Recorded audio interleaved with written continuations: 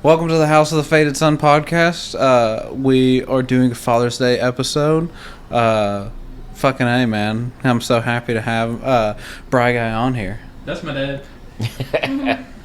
Happy to be here, guys.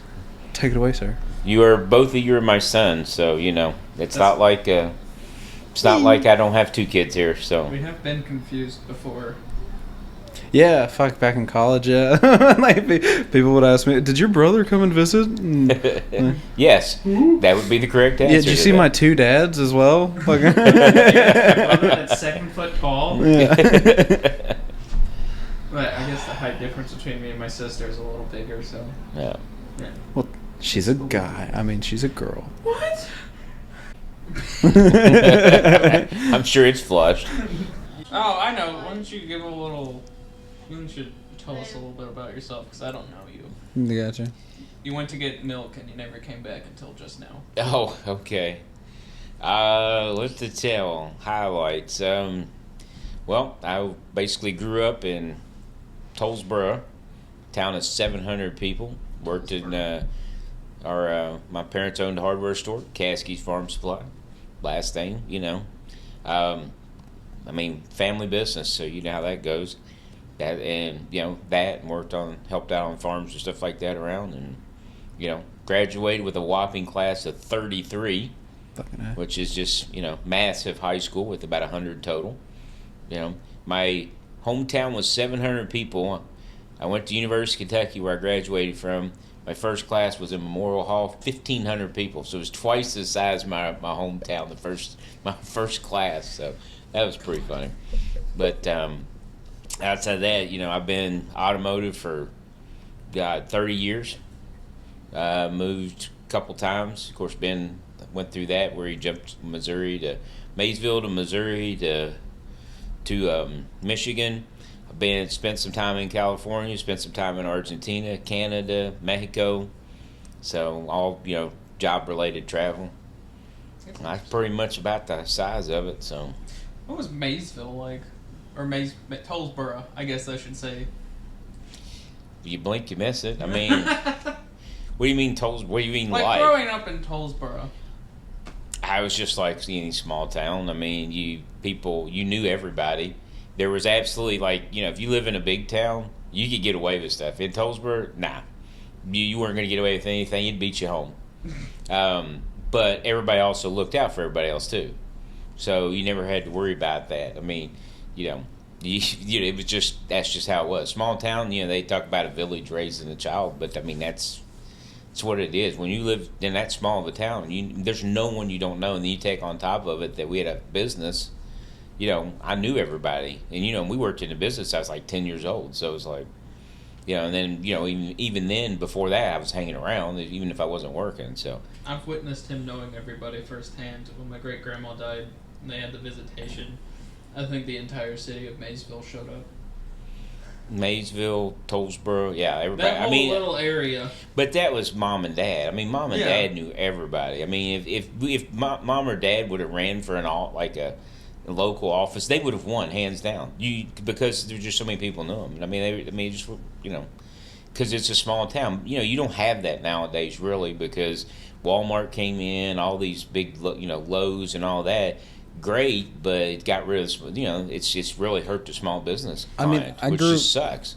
Well, I grew up in Shepherdsville, and we didn't have a Walmart till 5-6 years ago, and thank God I moved out before then, because I still remember this small town. And now there's factories everywhere. That there is a Walmart, there's a Lowe's. When we got a Lowe's, dude, but people shit their pants. Factory, you would never have met me. No, 100%. I'm just saying, it's just the fact that it was just this small town that the interstate cut it in half. Nobody ever gave two shits about it. It had the world's longest fucking go-kart track. That's just a piece of shit, as well as the rest of the town. It is. Yeah, but it has the most fast food restaurants of any place in the United States. Yeah, per capita, it was the number one thing. Yeah, and they only added more in the last 10 years. It just keeps getting more. Yeah, they did lose GameStop though. They did, and they repainted the Kroger's the outside of that entire strip mall. That's the first time. I've never seen that. It's always been tan my entire life, and they painted it gray. And I don't fucking understand that. We're also one of the last places that has a McDonald's that has a child's play place. And There's one in Maysville. Maysville still has I one. dig small towns for that reason alone, because I don't understand taking away the child's play place. Pizza Hut. Yeah, now, Flemingsburg Pizza Hut is an anomaly, because when you go to Pizza Hut now, they are not the same. That Pizza Hut to this day still cooks old school. You know, because when you go in there, it tastes different. They still got the old pans that they used to have. They've got this big can of grease they spray in it. And I'm telling you, if you've ever been Flemingsburg and you don't go get a deep dish pizza, you have wasted your time. Ben, we used to call and go all the time, and I'll never forget my dad. We used to call from our store, because we were about 15, 20 minutes from Flemingsburg, Tollsboro was. So on Friday or Saturday night, we decided we wanted pizza, and we'd be like, "Hey, let's go pick one up at Flemingsburg," and then we'd bring it home and eat it, right? Because we didn't go and eat at the restaurant that much. So, so we call over an order. Dad walks in, and when you get to Flemingsburg Pizza Hut on Friday night, back when I was a kid, the whole entire parking lot's full. People are sitting in the lot. They carry stacks of pizza out of here. Still do on Friday nights, and. So Dad walks in, picks up the pizza, comes right back out with it. I mean, this was back in the day. Everybody would think it was cash, this and that. And it took 30, 35, 40 minutes to cook a pizza. I mean, it wasn't like, you didn't have the super hot ovens and stuff like that where they just stick them in and they run through like you do now.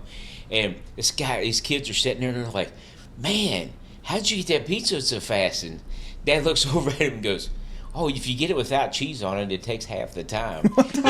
They're like, "Really?" And he's like, "Yeah." And he walked away, never told them anything different. So I'm sure at some point they tried to order pizza without cheese. So. Yeah. Yeah. So, I mean, that was what you did,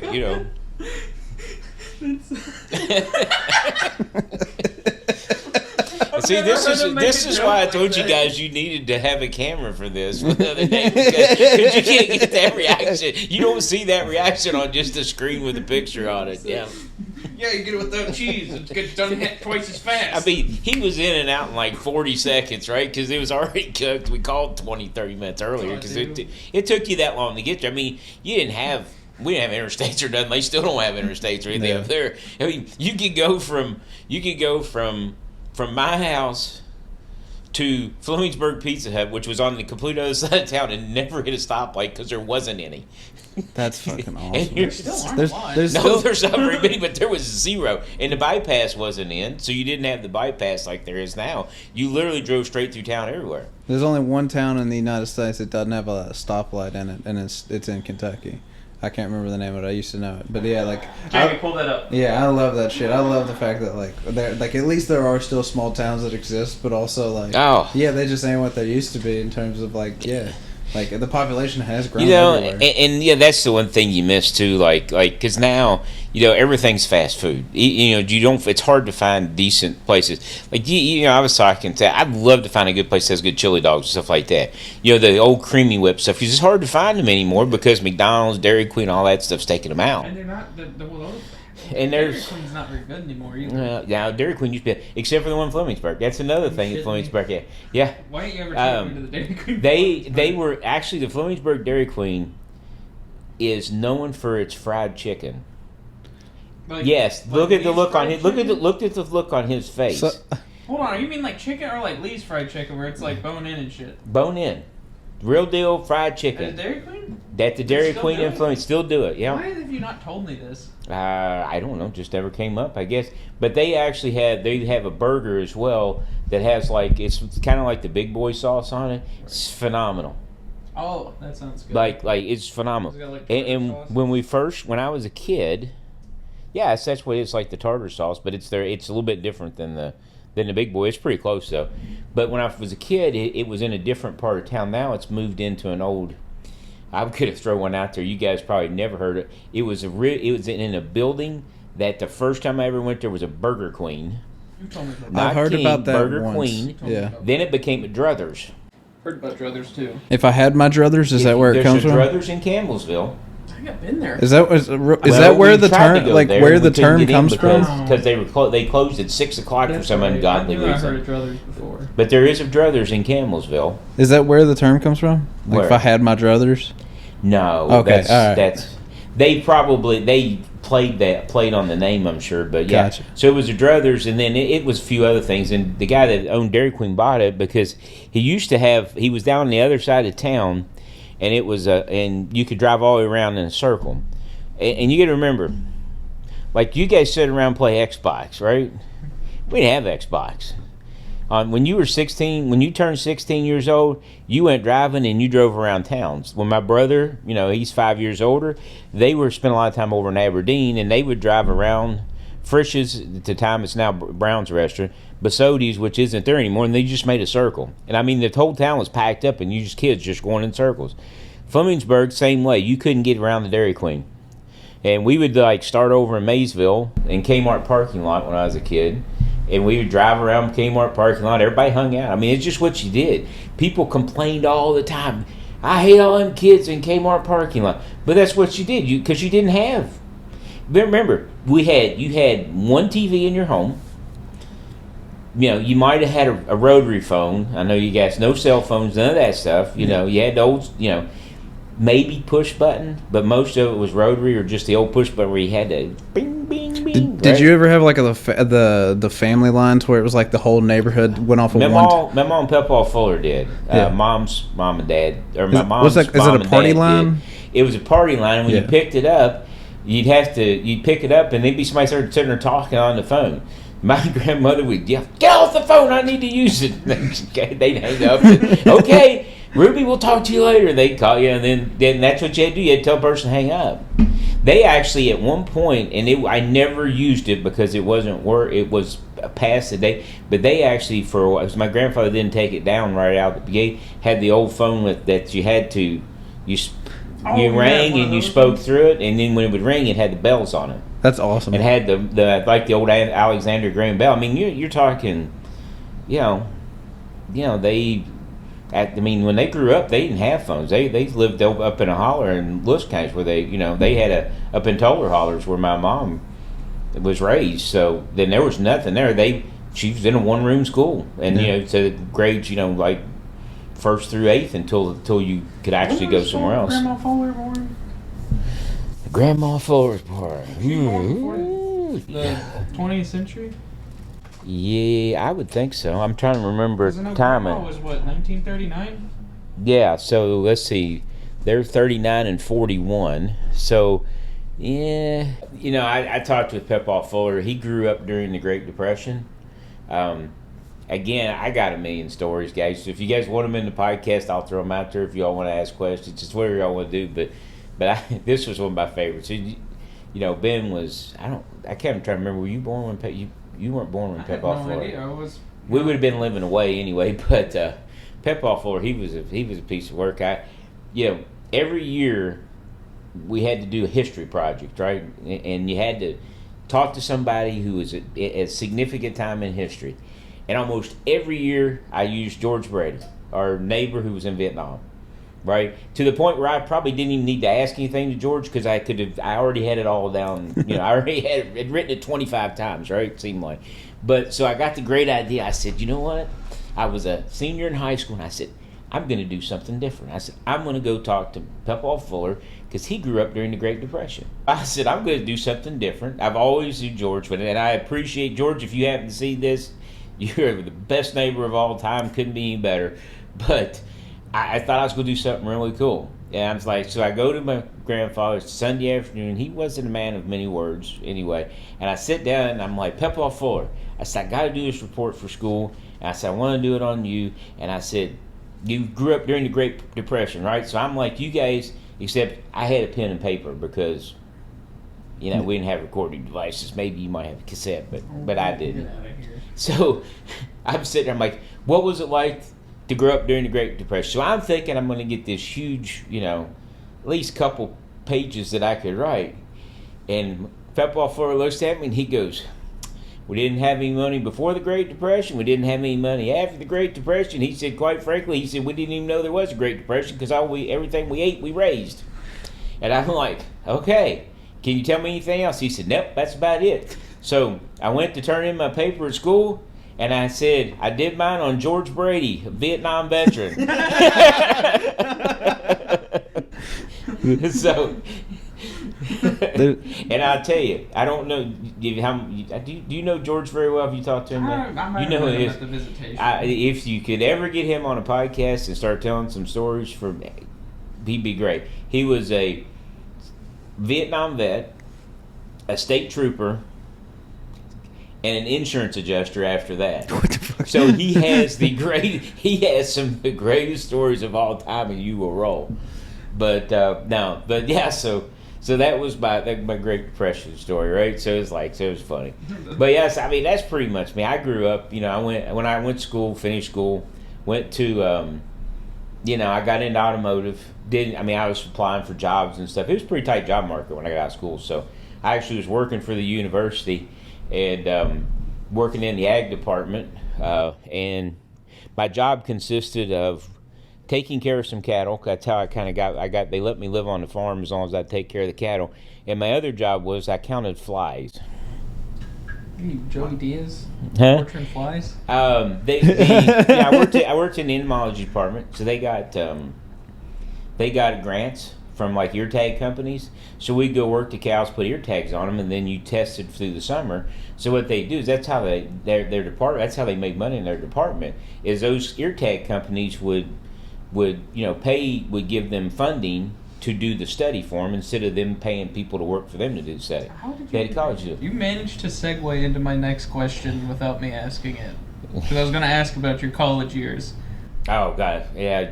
We don't have enough time for the college years. How, just a couple tall tales about your college years. A question with the college. So, like, how did you? Because, scholarships and stuff like that. And coming from a small town, I don't assume y'all were like living large or anything. Like, how was it like paying for college and stuff? Was that my parents, my mom was very frugal. Yeah. She was very frugal, so we did all right. Yeah. Made our way. I mean, I saved money. They, some stuff. And we just got through. Huh? We did what you had to do to get there. Was it was student when loan? I was in school, I worked the whole time through school. I mean, I worked at I was reffing sports. I was I always had something. I was always working when I was going to school, and whenever summertime, I always went home and worked. So was there student loans and stuff back then? Like that was. Yeah, student loans, grants, Pell Grants, all that stuff. Like you can get whatever, just depending on what you. I don't mean that. Yeah, I'm not that out of touch. That sounded like. I'm sorry. What I mean is was it as big a thing to where everybody took out a fucking student loan? It was harder to get because remember you didn't have the computer, so it wasn't really easy to find stuff. Mm-hmm. We didn't have the internet and stuff like that. You had to literally research stuff to find it. Gotcha. Right, and being in a small town, it was a lot harder to find it if you didn't have big libraries and things like that. Things were on microfiche. Never even heard of it. No, microfiche. Yeah.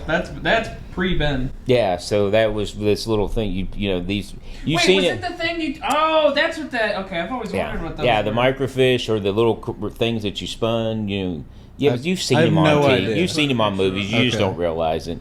Yeah, I know exactly. Yeah, you know what I'm talking about. Sam and Dean used it in Supernatural. Yeah, Sam and Dean used it to look up old newspaper clippings. I had no idea. I've always wondered what the fuck that thing was called. Yeah, so they had that kind of stuff, and it was just harder because everything was by hand. You had to handwrite everything or type it on a manual typewriter. I took typing in high school. I had a driver tell me about how he took typing in high school, and he's a little older than you are, and I was like, there's pre-computers. 35 words a minute. I probably typed twice that faster than I did then.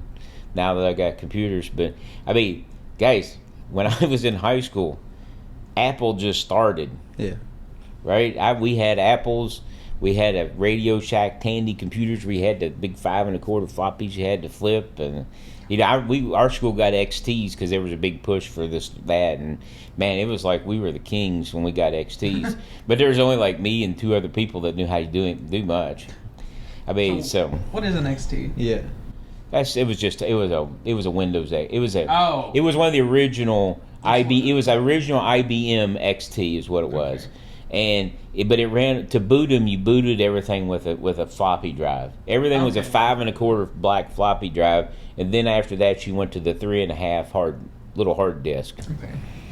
There's probably, since my mom is a pack rat and keeps everything, there's probably an old XT. I had an XT at one point, and you had to boot it with floppy drives. I like how that's the nicer way of saying hoarder. She's a back rat. Yeah, she is what she is. I think I might be a little bit. I'm a hoarder, so that's why I said I'm now gonna call myself a pack rat. Yes. Yeah, you like that? Yeah, it's nicer. So, no, I like to keep shit for memories. Yeah. So what was the question again? I was just talking about like with college years. Yeah. You know what? I had a pretty good time. You know, it was funny because when I first started college, I had one of the guys I was supposed to go to school with. He didn't go, and he ended up not going to school. He ended up going. I think he went in the military. He in the military maybe, and then so I walk in, and I was in like the first 2 weeks of school. I had no roommate. Right, so there's a couple guys around. Got to know them. My buddy Derek, who I've known forever, and since it's been 1987. So Derek was next door. He was from Cleveland, Ohio, and then I walked in one day, and this guy was sitting on the opposite bed. I'm like, "Who the hell are you?" And he's like, "Oh, I'm your new roommate." And he had been staying with a church family until they could open up rooms. Because when they first, back then, like I said, it wasn't like now. Back then, they either put 3 people in a room, or they would see who didn't show up, and they would move people into rooms. Right? So we That's interesting. Yeah, so he showed up, and that guy's name was Chris Weller. Uh-oh. I have been friends with Chris Weller, Derek Nunn, Eric Rosberg, and about 3 or 4 other guys. We still play fantasy football almost 40 years later. And those guys even when you go, you can not talk to each other for a year. When y'all get back together, it's just like we've been hanging out all along. Yep. And, Weller's always been the guy that kept everybody together. And that all was just a random show up in the dorm room. And we've been friends for ever since. I mean, close friends. That's all. Like so when I first moved to college, I was with one guy, and then like me and him we just didn't talk much. Yeah. And I ended up meeting 2 other guys, and I lived in one of those old like the corner rooms at the dorm I was in had been there since 1950 something, and so it was a 3-person room, and like that one like that dynamic of a 3-person room is so much more enjoyable than a 2-person, just because like if you like those 2 other guys, there's constantly something to do. You'll always find something to do or get into. Yeah. Somebody to talk to, yeah. I enjoy it. I mean, we had, we all refed. None of us were like, Chris was from his family wasn't rich or anything. So, I mean, we all worked and we all refed together and stuff like that. We refed every year for the whole time we were in college. Even when I got out of college, I was still kind of hanging around, and I was still refing for the university back even, because summertime they were having problems getting refs. So I was refing back then too. But, I was over on the north side of campus, so I was around basketball players. Darren Feldhouse, who's, names hanging from the rafters at UK, he went to Mason County High School, so I knew him, and so I got to meet him. And I had, of course, being a freshman, 8 o'clock classes all the time, so most of those guys were 8 o'clock classes, and I got to know Richie Farmer real well because we had like 6 classes together, and stuff like that. So it was like, you got to know a lot of the basketball players just because of location, and because I knew Darren helped, but mostly because of location where we were. I was there on campus when they got the allegations and went on probation. Who got the allegations? What allegations? UK, when you guys don't. Hey, wow. This is pre our time, man. This is pre our time. So this was when when Eddie Sutton would have been coach. Chris Mills, the Chris Mills package that opened up that supposedly had $25,000 in it, and that's what put UK on the death penalty, which actually brought Patino to Kentucky. Oh. That's how Patino got there, because he followed up. But I'll tell you, I mean, I don't know any of the particulars about any of it, but Coach Sutton, you will never, he was one of my favorite people. And you're wondering, how do I know Coach Sutton, right? So at 8 o'clock in the morning, Coach Sutton would walk from wherever he parked back over to Memorial Coliseum, which was where UK practiced at, and that's where his office was. I seen him every morning on the steps.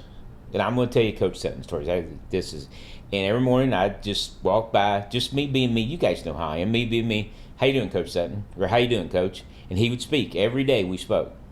Nothing more than just hi. And, we won. Hey, nice game last night, coach. He'd be like, appreciate it like that. Or, rough one last night. He said, I will give him next time, right? Just common thing like that. And I was and I'll never forget this. This gave me more respect for Eddie Sutton than any coach I ever met probably. Is I was walking across campus and here he comes. This was our morning ritual, right? How's it going, Coach Sutton, right? Walking across campus, and here comes Coach Sutton and the president of the university at that time. And I don't even remember the guy's name. That's how much impression that I didn't get of him.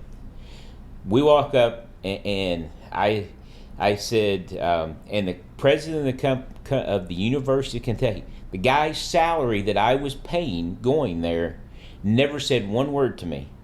I said, how's it going, Coach Sutton? I said, and I knew who he was because I actually said, how's it going? He completely ignored me. Coach Sutton stopped, and the guy kept walking and said, he says, going good. How are you doing? Because he was you could tell he was so disappointed that the president of the university walked by, and he stopped and talked to me for about 2 or 3 minutes. That guy and we were on the set of steps that walked down. The guy was at the bottom of the steps, and he turns around, and Coach Sutton is still standing on the steps talking to me about the basketball game the night before. That's a person versus a dickhead. Yeah. That's so awesome. The impression I have of Coach Sutton, for whatever faults the guy had, my impression of him is up here. And I've always thought that because that's character, right? We all have problems. Everybody has issues. Things happen. You do stupid stuff, all that stuff. But character is something, that and the guy had it. And he didn't have to stop and talk to me. I mean, I wasn't really nobody to him other than just a guy that said hi to him every morning. But you could tell it aggravated him that, this administrator just literally blew me off. So, for Coach Sutton, that was freshman year. I don't know. He might have gotten to where he would look at it and be look forward to saying hi to you. Maybe, but maybe, I don't know. Well, that's awesome. But the point is he actually treated me like the person that I was, and not just some random person walking. Because that educator, and this is a problem that you have with colleges, and it's worse now. And you went into it on your first podcast, right? These people think because, I've got a doctor behind my name, or I've got that they're better than everybody else, right? But they're not. We all get up the same way in the morning. I've worked in automotive my entire life. I've been in finance. I've been in operations. But you know what? I'm no different than anybody that comes in and works for me. And we have issues. I roll my sleeves up and I get in and work with them, with other people. That's how that's because everybody's the same. But when people have forgotten that, and that's where that's why society is taking a nosedive. That's just my opinion. Well, and I think, who's at the top and who's your spokesperson for all these companies and shit like that is never the person that actually is the person that's boots on the ground. You were the manager of this factory or whatever, but they never had you be the guy that they're talking on camera about or promoting the company, when in that's the person that you want the most. That's the person you need to promote the most. They always have but instead it's a person that has played politics. It's a person that has a doctor behind their name or whatever the fuck else, and it's all politics above a certain rank. But once you go back through the chain of command back down to here's the normal people and down, those are your best people. But also I think we get a skewed view of the world because we see only this up here when in fact everybody else down here is cool. It's just those three layers of people at the top. Actors are actors, and that's what people don't understand. They are paid to give. They are paid to do their job, and I'm not saying they're good or bad, but they're still actors. When you put a person in front of the camera, we did that in a video for Magna. They were doing an automotive thing back when we first opened the plant, which is where I worked before I worked at Katayama now, but that was when I worked at Magna. We put a lady who was one of the first people I hired, Gwen, and her personality came out so big, and the pride in the work, and that there's no actor that can do that.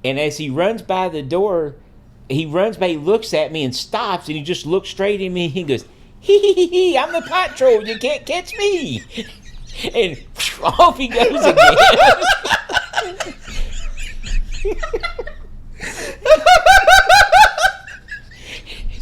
I completely fall out at this point.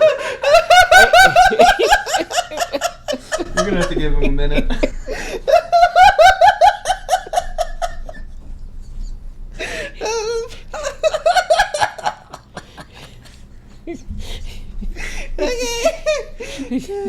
I mean, it's usually and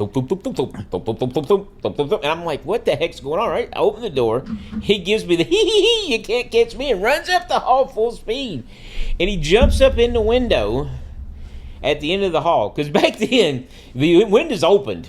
All the way, yeah. All the way, yeah. You could open the windows. They'd say, yeah, screen on one side, hard the other. And I looked down the hall, and we were getting ready to go somewhere, and he's up in the window, and he's looking around. I'm like, well, this is too good. I got to check this out. So I start walking up the hall towards him, right? We go walking up the hall, and he sits there and does not move a muscle. We walk up, and we're sitting there staring at him. He's just frozen, right?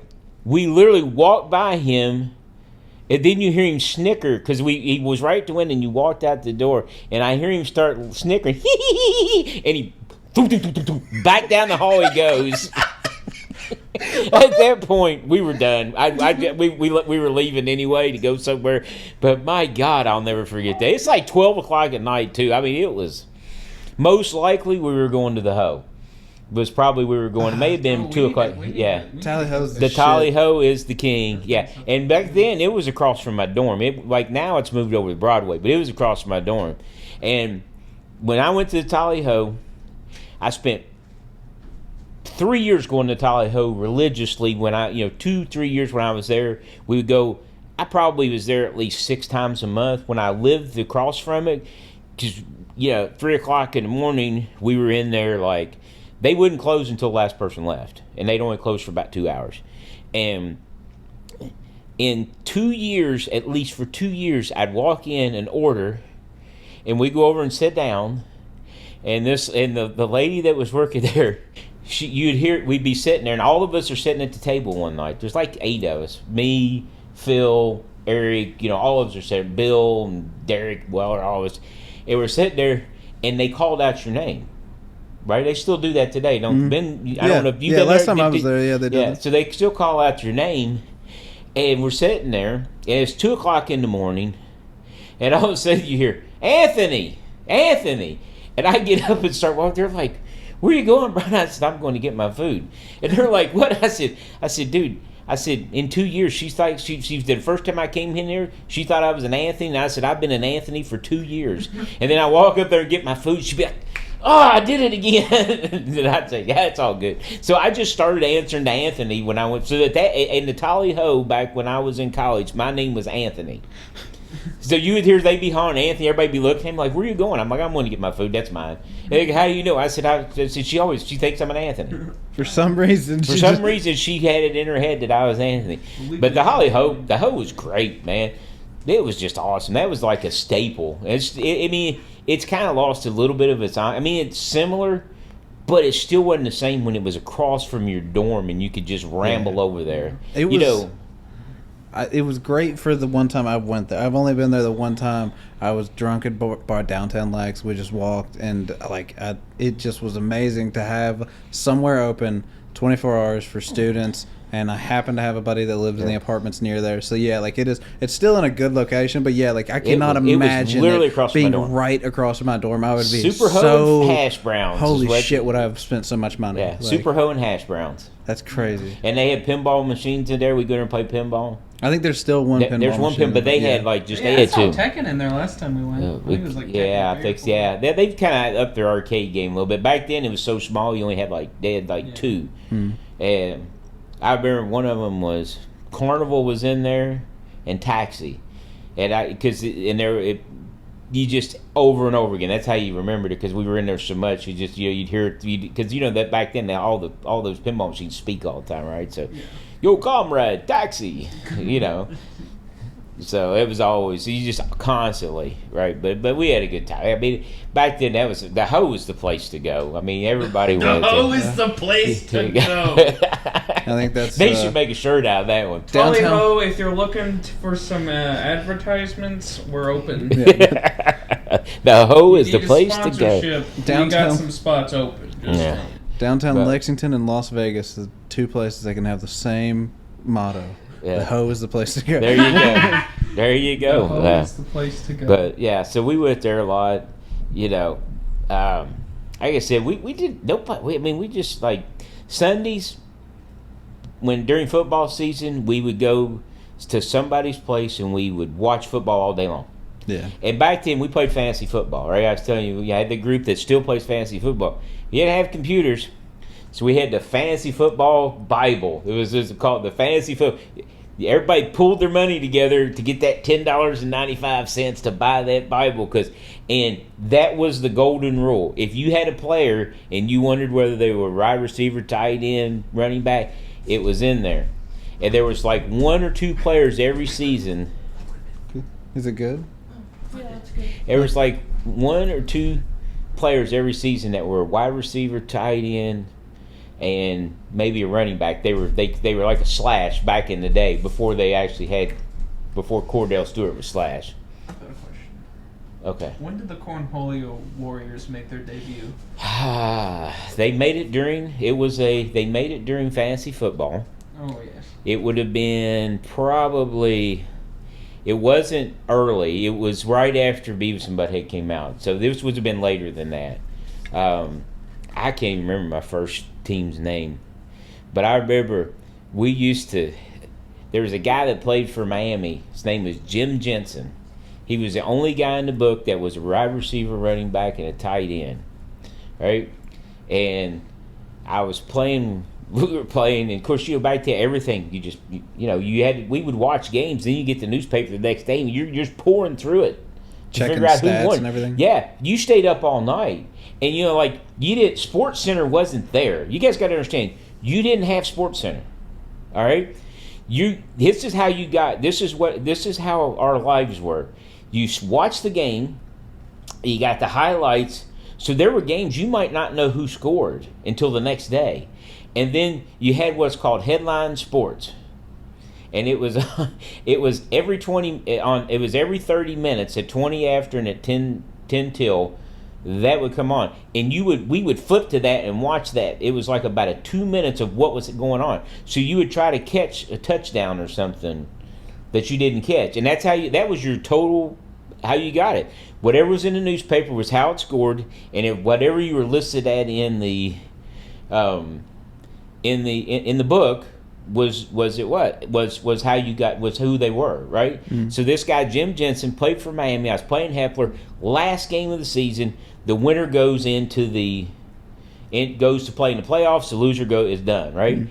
And I take Jim Jensen, and back then they would set guys, right? Like half my team got set because I had the Buffalo Bills or somebody like that, right? I had Thurman Thomas and Jim Kelly and them, and I had nobody, right? So I put Jim Jensen in at running back.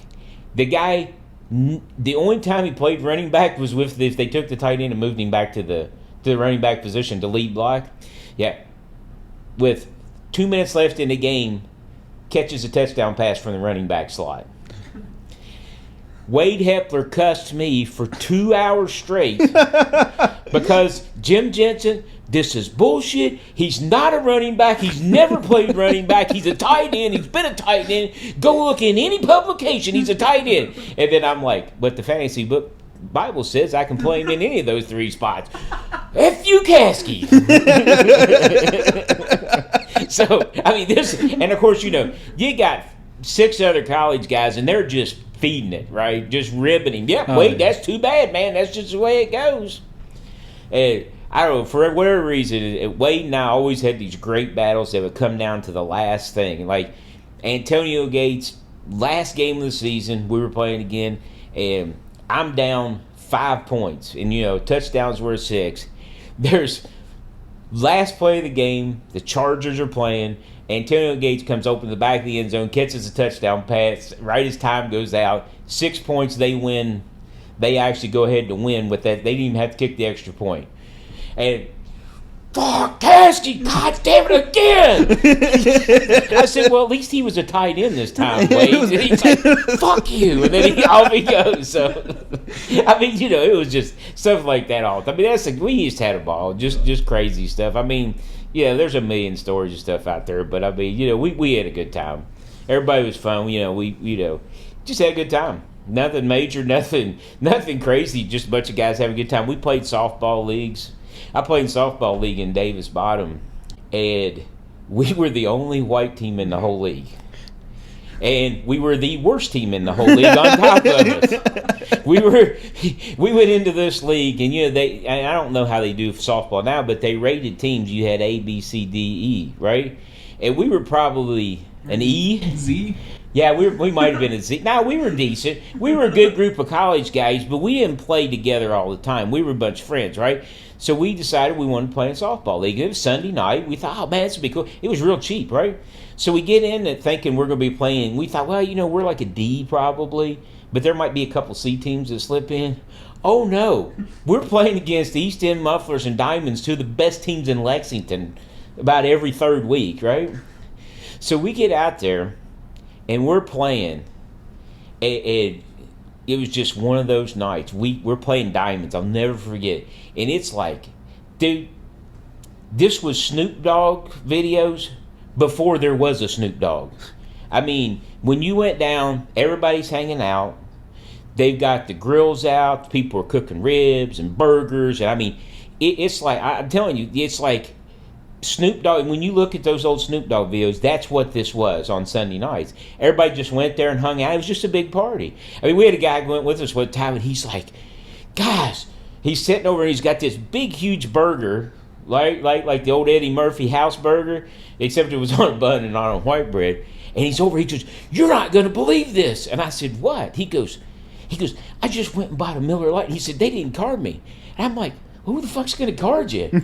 I said, they probably didn't get guarded when they bought the Miller Lights. I said, that guy's 12. They're selling it. Right? So, we're laughing and stuff. So it's like, and I'm telling you, and it was in a bottom, so in the evenings, you know how you get that little bit of a mist, when it's cold and hot, it hits. Mm-hmm. So it's like, I mean, we're playing the late game, starts at like 10:30, so it started late, and we're playing Diamonds. Them and East End were the top two teams in the league. They were tied. And for whatever reason, every ball that was pitched got hit right at one of our guys, and we were on fire. I mean, we just were singling the heck out of the ball, right? And we're up. And I mean, you got half the people there are cussing us and booing us, and the other half are East End Muffler fans, and they're cheering on the white guys. They're like, go white guys, go! I mean, we're like, and so we're all, it's like the last inning, right? So we're all over there. We're like, all right, so what are we going to do? And th're like, what do you mean? I said, what are we going to do? They're like, what? I said, do we go for the win or do we tank? Because I said, if we go for the win, we might not make it out of here. I said, if we tank, he says, we'll probably make it out of here because the Diamonds fans will probably, be on our side and get us in the cars. So we went on and we played. We ended up losing because they were good. They were so good. They just pounded us to death with singles they just beat it. They beat us by a couple runs. We almost won.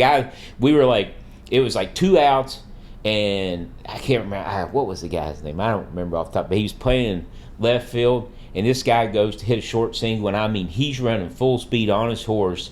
We're up 1 run. They got the bases loaded, and he was going. It was all or nothing. We were either going to win or lose on that one, and he stretched out, hits the ground. The ball hits his glove, and when his glove hits the ground, it pops out. That was the difference between us beating like one of the top teams in Lexington. It was disappointing, but also good at the same time. You didn't really feel bad either way because you knew you were at least going to make it out of there that night. Over a fucking salt. But it was funny, like you'd run into people who were in the league, and like I said, you got to remember, guys, this was back in the late 80s. This was in the late 80s, early 90s.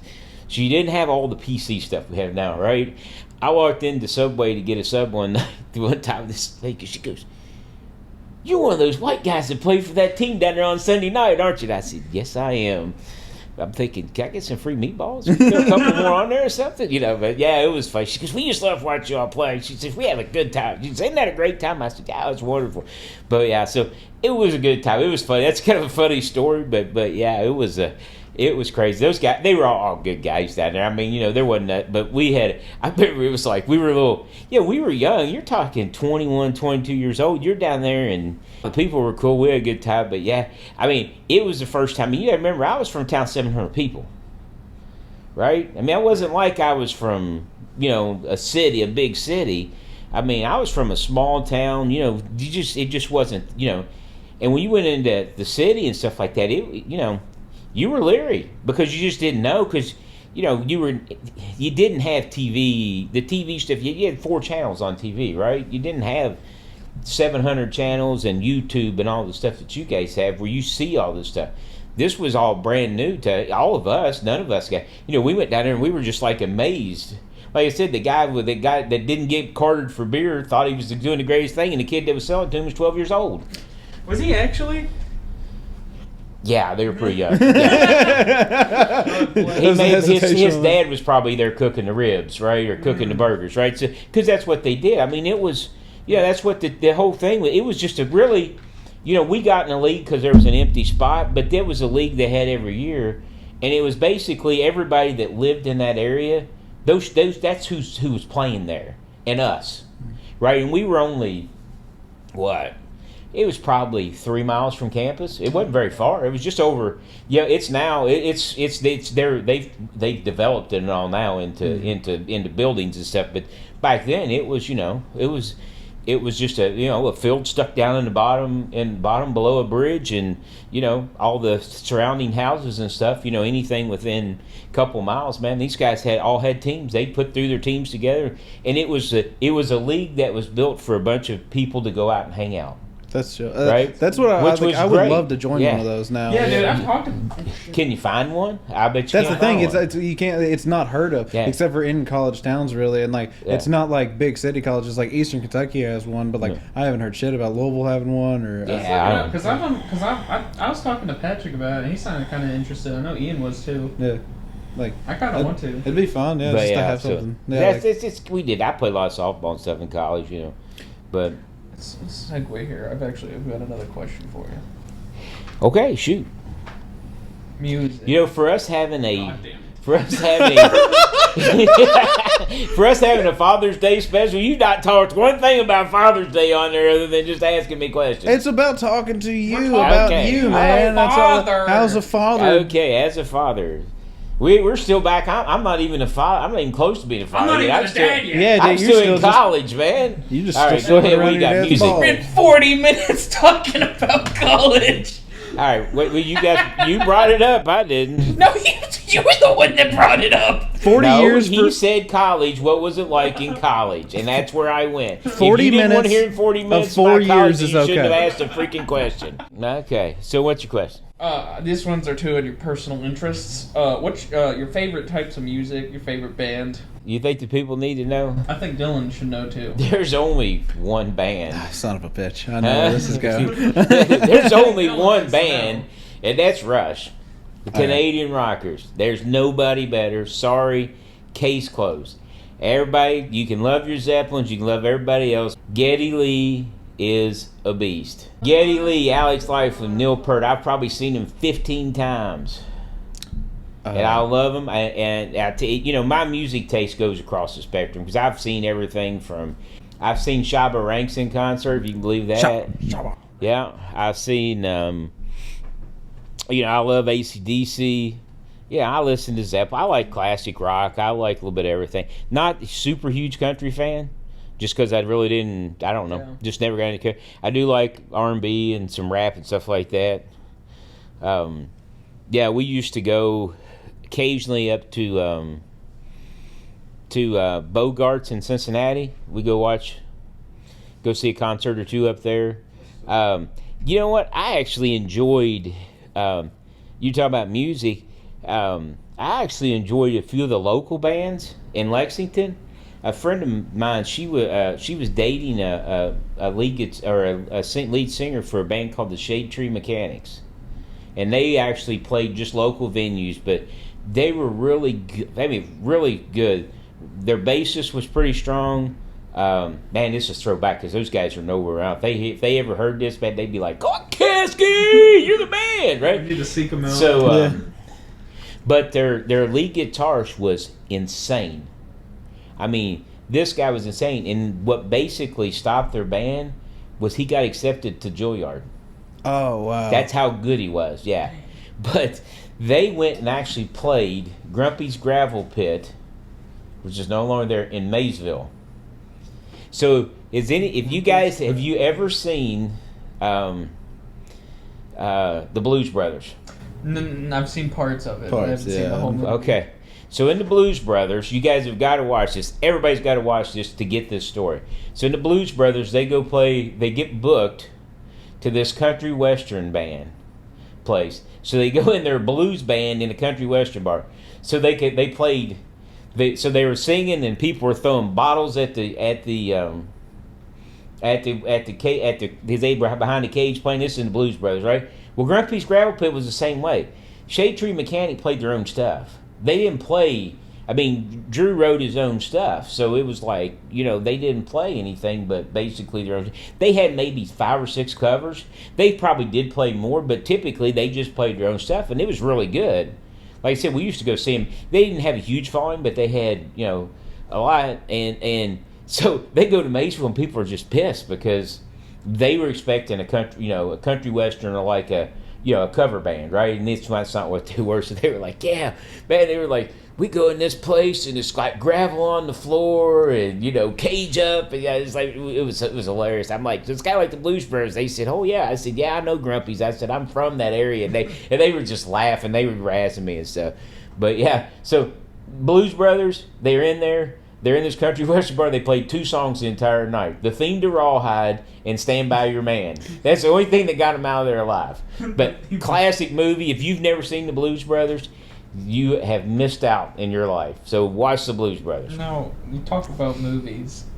What's your favorite movie? Favorite movie of all time? Seen it last weekend. I mean, I already knew the answer to Yeah. this, but I thought the people needed to Came know. back out. Raiders of the Lost Ark. Hands down favorite movie of all time. A lot of good movies. I love The Godfather. Love all that stuff. But when Raiders of the Lost Ark hits the theater, I'm there. Big Lebowski, one of the best movies ever made.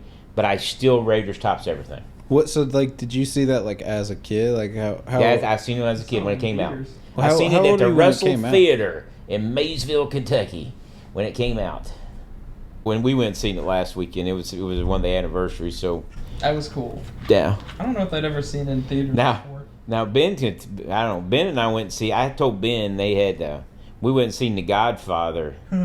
That was one of the. I've yet to see that movie. It's just we had pre Godfather fight going on in the Yeah, theater. there's a drunk woman in there, and she was fucking hammered.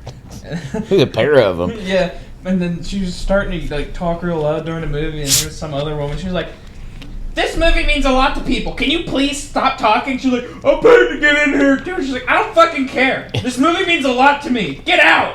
She's like, "Okay, fine." It was one of the few times I've actually seen somebody get escorted out of the theater. They actually left, and there was like 4 other people in the theater. Oh yeah, and people clapped. They were like, We saw the one person at fucking Evil Dead Rise that he should have been escorted out. I mean, he didn't cause a huge stink. No, he did a little bit in the beginning. He was a little cunty and like just said some shit, but then after that, yeah, he shut up. And Did you go see Deadpool? When we went to go see Deadpool in theaters. Oh, The dude swinging the baby. yeah. There's this guy whose baby started fucking crying in the middle of Deadpool. An At R-rated at movie. 10 o'clock at night. Yeah, 10 o'clock at night. Somebody starts saying, like, "Can you get that fucking kid out of here?" The dude just fucking got up and was like, "All right, motherfucker. Who said that?" Swinging his fucking baby around. Like he was gonna hit the fucking guy that was talking shit with his child. I was like, maybe you shouldn't have brought your kid to the theater. It's fucking Oh, stupid. God, that Bring was fucking funny. infants to Were a you movie with us? theater. I know Yeah, I was Cunningham there. was with It was a us. You were- skinny, yeah. and a skinny little black guy. He got up with his fucking baby carrier, and he got up in like this big biker motherfucker's face, like, and it was like, this is about to be really fucking funny. If With this the breaks kid, off, he was like, holding the kid the whole time, like, I'm gonna kick your ass with my infant. yeah, like what I the think fuck he is? hit you with his car seat with him in it. This is not a win-win I heard situation. we went and saw fucking Transformers on Sunday, and there was a fucking baby started making noise there too, and I was like, "You motherfucker! I'm gonna do this. Why do you bring infants?" I like the Tom Segura All right. joke. And Best Transformer movie. Shia LaBeouf. No, wrong. Wrong. Done. The '80s animated one. Ben, yes. All right. Best ever. Hands down. That's the one they need to remake. No. Yes. Remake nothing. They need to redo it. Fucking zero things should be remade. Yeah. I hate remakes outright. I think if you're gonna just promote the old, do what they did with they put this shit back in the theaters. They did. We and went and fucking- seen it. That's awesome. Like that's how you should do things. I fucking hate this remake shit because it's never done right. It has yet to be done right. That's what in I'm my saying. opinion. You have to make it just like it, though. Remakes of games that came out recently that were done right. So fucking Not a movie. Hey, dude, it's still a remake. A fucking game, but a game being remade just makes it better graphics or fucking like it runs smoother. It's not made on a fucking Nintendo 64, so our tits aren't fucking pixels and like like. No, there's a lot more you can remake to a game, Dylan. You're The out of your tits? element, Donnie. I like Shut to- up. what? You are out of your element. You mean pyramid tits? No, I'm not talking about Lara Croft. I'm talking about Lara Croft. Talking about fucking good shit. Fuck you. Sorry. I just could. But remaking movies is 10 times more difficult, yes. You know, the problem is when they try to remake movies, it's hard to get the actors. You get It's hard to compare. man, the movies that are great, like when they try to remake stuff, even from TV shows that were really popular to a movie, it's hard to do because you just can't come up with that actor chemistry stuff. It just don't happen. Fucking, I'm sorry. I don't know Transformers that well. We watched it last weekend. Beast Wars was pretty cool though. Yeah, I like Beast Wars. Yeah. I thought some of the music was odd. I like the That one- majority that of it. There's one one song. song that I don't understand. Everything was cool, but the one song, because the entire movie they have like 90s hip hop in it. Like you got Yeah. Wu-Tang Clan. 1994. And fucking LL Cool J. And then there's just one random fucking fight where it's got a song that was made in 2023, and I was like, why is this here? Yeah. This does not belong in this soundtrack. I haven't watched. Literally every other song in the soundtrack is from the 90s, and it's awesome. And then they bring in a new one, and I was like, that's just disrupted the vibe. It should have been Linkin Park, but Well, Linkin Park wasn't around in Chester's the 90s dead. yet. They were around in like 99. I'm This talking was about like the new fucking 1994. 2023 fucking song that you just said. No, it was like a 2023 rap song. Yeah, and I'm. Oh, you mean they should have had the... Okay, never mind. No, they shouldn't have, but you're right, at the same time. It was Linkin a joke Park would've on been the better. modern meme, but Linkin Park would have been better. Linkin Park I mean, would have been just better. got something close to the Yeah. time frame, right? That was the main issue, I is mean, that it didn't fit with the theme of the I mean, rest of the music. It didn't have to be 1994. It could have been 1997, but not something from last week. Yeah, Yeah, that was my issue with it. It didn't sound like it belonged. Yeah. that's one of the fucking weirdest movie soundtracks ever is Good Will Hunting. Terrific movie, but the entire fucking album, the entire soundtrack is by one guy, and I'm sorry I'm slipping on his name right now, but that guy It's Trent ended up. Reznor. No, I wish it was Trent Reznor. It'd have made He's it doing been the better. music for Teenage Mutant Ninja Turtles. He did the movie for Soul. He did the music for Soul. Yeah, I knew that. It's a fucking great movie with great soundtrack, but nonetheless, all Also right, did Quake. fucking in fucking Good Will Hunting, there's a sex scene with this guy, and this guy like with this song, and this song is about depression, and they're having a sex scene to it, and then that guy ended up fucking stabbing himself in the chest 15 times. Like in real life or in Yeah, the in movie? real life to Wow. kill himself.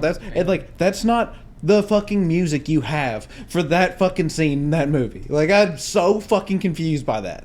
Like. I'm so baffled by like how great that movie is to have such an absolute shit soundtrack. Favorite movie? I digress. Raiders was mine. What's yours? The Thing. You're not gonna like I it. knew his to be the thing. Yeah, I have like Yours is gonna Which be- is an awesome movie. If you haven't seen the thing, awesome movie. The Thing is amazing. Went and seen it last year? Yeah, Yeah, we saw it last year on my in birthday. theater. That's one of those when it comes back to theater you gotta go. Favorite movies to like watch that like they're Not always movies. Dylan, Movie. the question isn't, oh, you gotta be in a specific mindset to watch this movie. What fucking movie do you like the best? probably Into the Wild. I can watch. I don't No, know what that fucking is. there's a guy. I know what that movie is. Really? That's your greatest favorite movie of all time? It's what it did for me at a time Okay. in my life. All right. Yeah. I can relate to that, I guess. Alright, okay. I'll take that. Yeah. However, Pulp Fiction, there's a poster on the wall with It's a great Vincent movie. Vega and Jules Winfield from Inglewood. Yeah. I've seen that in the theaters as a pre-show at the University of Kentucky. So I seen it, and when we walked out of that theater, I was with me and Derek were there, Derek Nunn, and when we walked out of the theater, we were like, "That's the greatest movie ever!" And everybody's like, "I don't know what the fuck just happened." Yeah. And we were like, "That was awesome! God, that was great!" Because nobody had done that what Tarantino did and jumped around like that. That We were like, style, "Yeah!" And everybody else like, "I have no clue what I just watched. That I think that was Non-linear horrible." storytelling. Yeah. So it was crazy to see that, but it was so cool now when I look back on it because it's such a big movie, and I seen it as a premiere, a free ticket. They said, "Here, where did this movie? Go to the movie, go to the movie." They were just handing it out, and we went to. going to see like one of the first showings of Pulp Fiction, and you didn't even have to fucking pay for it. That's Didn't know what it awesome. was. That's fucking awesome. I mean, you didn't know what it was. I didn't have a Quentin preview. Tarantino wasn't a I was household name. He walking. did 2 movies. I Reservoir was- Dog and I was walking Jackie across Brown. campus, and Jackie- this. I think. Wait. No, what Jackie was Brent the did not. first? That was the second movie. No, this was Yeah, that that's was right. this. That was the no, second movie, wasn't it? Yeah. no. Reservoir Yeah, Dogs. Jackie Brent didn't come out till later. Yeah, it was Reservoir Reservoir Dogs Yeah, was Jackie first. Brown was what, 97? But again, we didn't have where you could see all this stuff. You didn't have these stuff. They didn't have premieres yeah, for Reservoir movies. Dogs was We a know what the pretty hell it small was, movie Yeah. right? in So comparison. walking across campus, of course they have all these good-looking women, and they're handing out tickets. So they handed out tickets to us. We took them, right?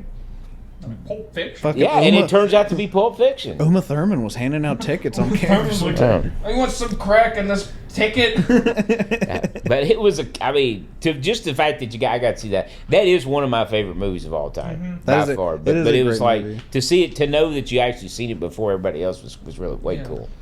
The Into the Wild's probably up there, and then like I know another one is It's gonna make me mad. yeah, it's gonna make you mad. What is it? You know what's going to make you mad when Dylan preferences everything. You know that's going to make you mad. Here, let me tell you anyway. Let me What's drop it? this turd on you. Take a fat shit. It's a great fucking movie. It's just not everybody fucking likes it. You're gonna Bobby Knightus over here. Why am I blanking on it now? It's It must have been that good. Must have been that It's like, good. I my know, favorite I'm movie is sorry. actually Ghost Rider: Spirit of Vengeance. Dude, that movie fucking blew. That movie blows I ass. think I've met people live that's like, Ghost Rider: Spirit of Vengeance. That's my favorite movie of all time. I love that one. That one is fucking great. End of Watch with Jake Gyllenhaal and I haven't seen that. Michael Pena. That's a tremendous movie. What was that? I think I've seen. Is that where he was the? He's a cop. It's by the They're guy that cops. did Fury and Suicide Squad. Oh, okay. Yeah, those Suicide Squad blows, but like Fury is really good. That movie's really good. Fucking wait, the new one or the The old one. Okay, that's what I thought. Yeah, the old like fucking two. Dude, years, I 2 hate years. this. It's just random, man. Yeah. I These don't know. movies you're throwing out there is what you're considering the greatest movies of all time. I'm not It's just considering them the random. greatest movies. I I'm asked you considering what your my greatest movie favorite of all, movies. your favorite movie of all time. These are my favorite movies to watch for what they like Not make me what- feel and what I feel towards them and like how I like them. Yes, they are my favorite movies, but greatest movie of all time. That's what I asked you. No, the fuck you not. No, you asked me. What No, I asked you what your favorite movie. He's Yeah. asking But the that's question. the okay, same. greatest movie of all time. No, That it's should not. be your opinion of the greatest movie of all time. It should be your favorite movie. Should be the greatest movie of all time. That makes absolutely no fucking sense any other way. Well, Yeah, it does. No, it doesn't. Because there's different ways you can look at it. You can Your look favorite movie of all time has got to be the greatest movie of all No, time. there's No, it the doesn't. ethos and the logos. There is like your logical side, and then there's your like what There's you the have side in your that opinion. looks at how it is as a cinematic experience. Christ. Looking the art of film, and then there's one that you like the best personally. You guys spent way too much freaking time at Bethlehem. I'm a fucking philosophy major, Brian. Yeah, look at what do you that. think? You fucking did, dude. All right, so what's the greatest movie of all time? Maybe we can get to my original question. Coincidentally, it is the thing. It's The Room. Fuck it is. Fuck if I know, dude. I can't think of that right now. All right, we'll give you a pass. So anyway, best band of all time, Rush, by far, hands down my favorite. I've been listening to more Rush Bullshit. recently. I have. Bullshit. Working Man's a Name good, one song other than Working Man. good song. XYZ, great Other song. than XYZ and Tom Sawyer. Great songs. I just listened to another one 2 days ago, and I put it in my saved playlist. Hold on. Kick up the 2112 Overture. Play the whole thing. I'm just gonna add that to the video. Yeah, let me add that to the Right video. now, real do quick. it now. I'm sorry, guys. I can't find it. How about this? How about some quintessential Rush songs for all the screaming fans out there? Well, of course, you just knocked off some of the originals, but We'll give a yeah, list of 21 5 songs. To listen list to. of 5 songs to listen to. No particular order.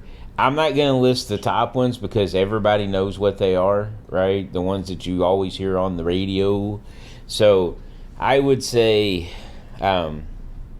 Driven, which a lot of people probably haven't heard that, but that is awesome to drive to. Who's that boy? One Little Victory, which was actually in the Need for Speed 2 soundtrack video game. I love that one to drive to. The 2112 Overture, which has several things, that's insanely good.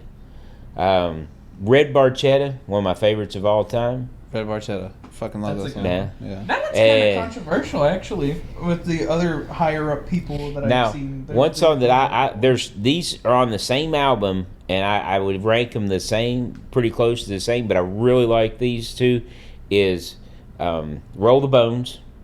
It's probably a little bit ahead of Ghost of the Chance. I remember Roll the Bones when I was a kid. Yeah. That was one of my favorites when I was young. So that's 5 that you might not have heard. You might have heard Red Barchetta. They do play that some. But I tell you, Chronicles album, just grab that. That if you want a good selection, that their greatest hits album, even though it doesn't have some of the newer stuff on, it's insanely good, the whole thing. Just look them up on Spotify. Yeah. What's the song that about them just like smoking weed across Asia? That would be Passage to Bangkok. On the train to Bangkok, aboard the Thailand Express. Roger that.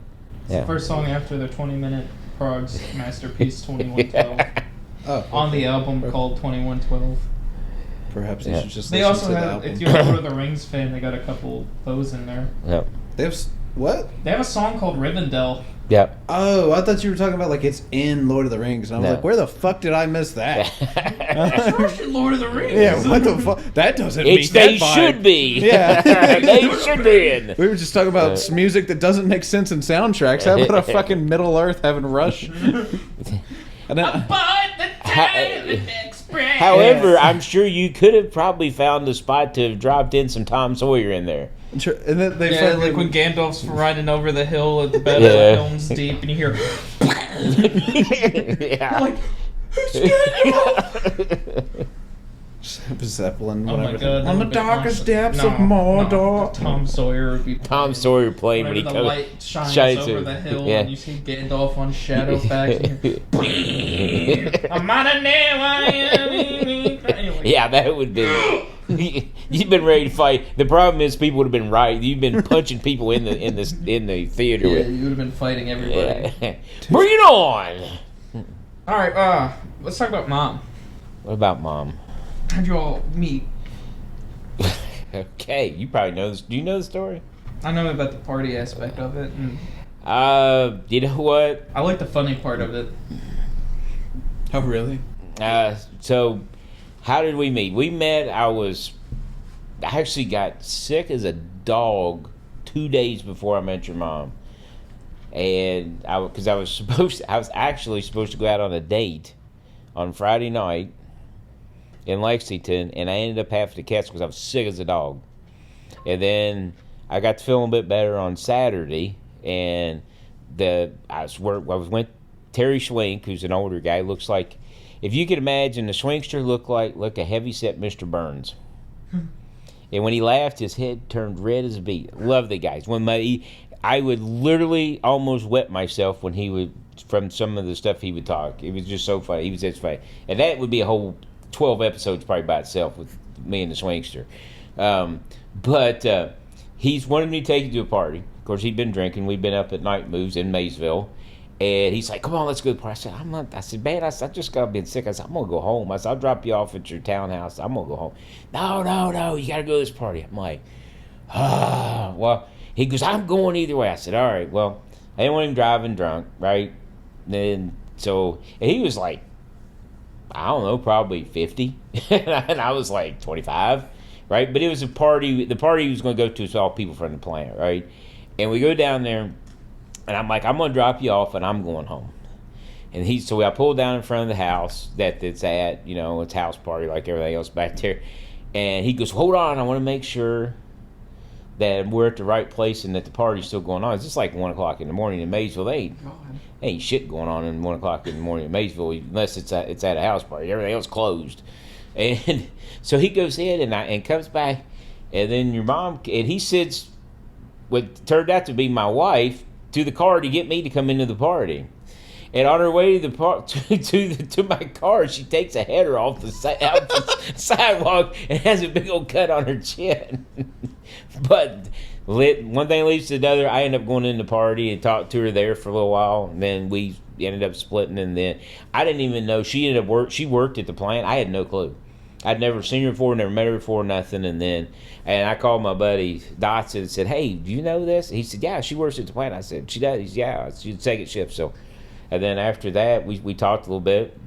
Kevin kind of, he kind of facilitated a little bit because he worked second shift and said, and next day, that was like the next weekend next weekend or something like that, we ended up, when she got off work, we went and got something to eat afterwards. And that was pretty much it from then on.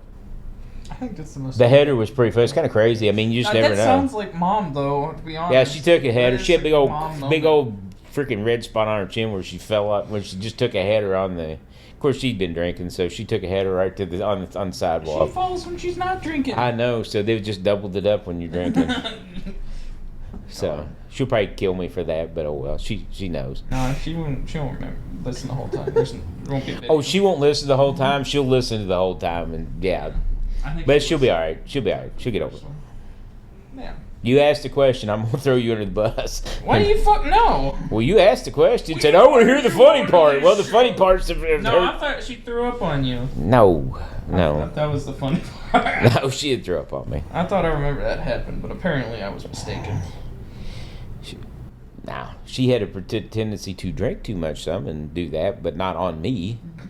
Be driving down the road about 60 miles an hour and had to pull off. All right, get out, blah, and back in and go. All right, now you are digging yourself a hole.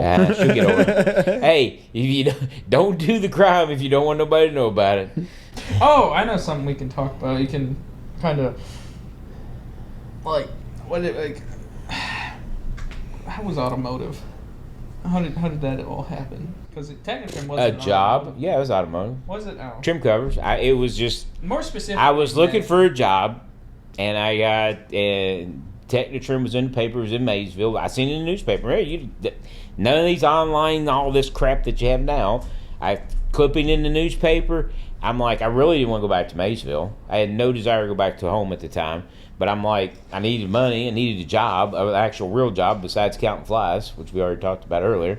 What the fuck do you mean by counting flies? I told you the whole story. You missed it. Did you sleep to do that part of the fucking interview or what? I don't know what the fuck. Anyway, so, I got the job. I went in, and it was funny because I went in. The guy there was two of us that was looking for the job, and I went to high school with the other guy. He was a year older than me, and he was like a freaking genius. He went to Moorhead and graduated. I went to UK.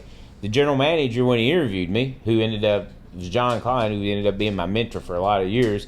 He's like, I said, John, what made you pick me over Danny? He said, you went to UK. He said, I'd heard of it. He said, didn't know what the fuck Moorhead State was.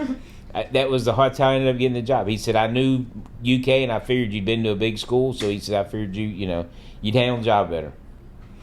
And then Magna, you know how I got to Magna? So about 4.5 years later, Mom and I just got married. In October. I wasn't. October 10th.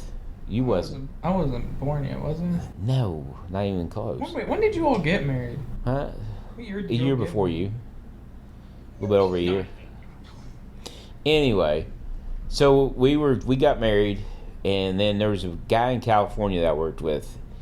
He had cancer, and he went in October, and they'd cut him open, and so I went out to California. They asked, and they had him jacked up on morphine, right? And Bernie was a great guy. He's a lot of fun, but they had him jacked up on morphine. It's like the middle of November. I hadn't been married a freaking month yet, right? He's in Stockton, California, and they're like, "Yeah, he's going to be back in a week." I said, I was talking because I was asking about him, one of the corporate guys, and they're like, "Yeah, he's going to be back in a week."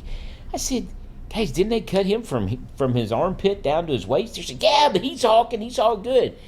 And he was so jacked up on morphine, he's just telling me, "Yeah, I'm feeling great. I'm going to come back to work next week for closing. I'll be back." And it got to be the week before closing week, for accounting, that's big. And they're like, and then they started weaning him back off the morphine. He's like, "Oh, shit." And they're like, "What are we going to do?" And he says, "You know what?" He goes, "Get Brian out there." He said, "Brian's smart." He said, "Brian knows computer," because they had everything, and they ran everything on a Excel spreadsheet. So he said, "Get Brian out there," and he said he can come out there, he can close books. So I went out there, it was just supposed to be for a week, and closed the books, and then it turned into forecasting. So I was going 2 weeks out there, then flying back on the red eye and staying a weekend, and then flying back out. I just got married. We even went out to California over Christmas time, and I told myself, well, if I'm going over Christmas, I said I got to take my wife and daughter, or it ain't, that ain't happening. I said I'm not gonna get divorced in 2 months, right? It's already been bad enough because I've been gone so much, but but when I was in about December time frame, right around the time, the Jim Mallon, who was a vice president with JCI, calls me. He says, "Hey, Caskey," he goes, "You know where Klein is?" And John Klein, who I was telling you, my mentor from Texas, he went to Magna. He says, "You know how to get a hold of him?" I said, "Yeah, I got his phone number." He said, "Call him." He says, "And give him my number and tell him I want him to come back to Johnson Controls." So I'm like, "All right, cool." Klein's going to come back to Johnson Controls. They're just going to give me that. I was thinking, okay, he comes back, I'm going to have an instant offense, shot to hit, to go up the ladder, right? And so pick up the phone, call John. John calls Jim. Then John calls me back and says, "Hey, I'm not going to JCI, but I got a controller's position open in Kansas City at my plant." He said, "Come work for me." And I said, "What's it pay?" He told me. I said, "Hell yeah, I'm in." Right? And that's how I ended up in Kansas City. So you said Working this for was him. in December, right? Yeah. December. What are you talking about? No, okay. It doesn't add up. Never mind. October the next year, Knucklehead, was when you were conceived. All right.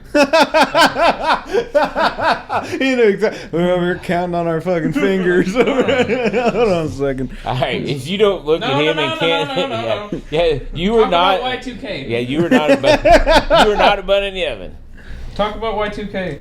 What do you want about Y2K? How you prevented your computers from dying.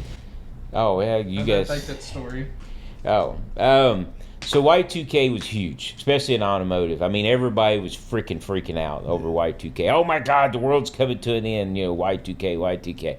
So, and I was working at Magna at the time. Ford Escape, the highest vehicle in the world going on. I mean, it was number one in the United States. We were supposed to sell about 200,000. We were selling like 450,000 vehicles, right? Seats. We were selling seats, right? And everybody's just wigging out over Y2K.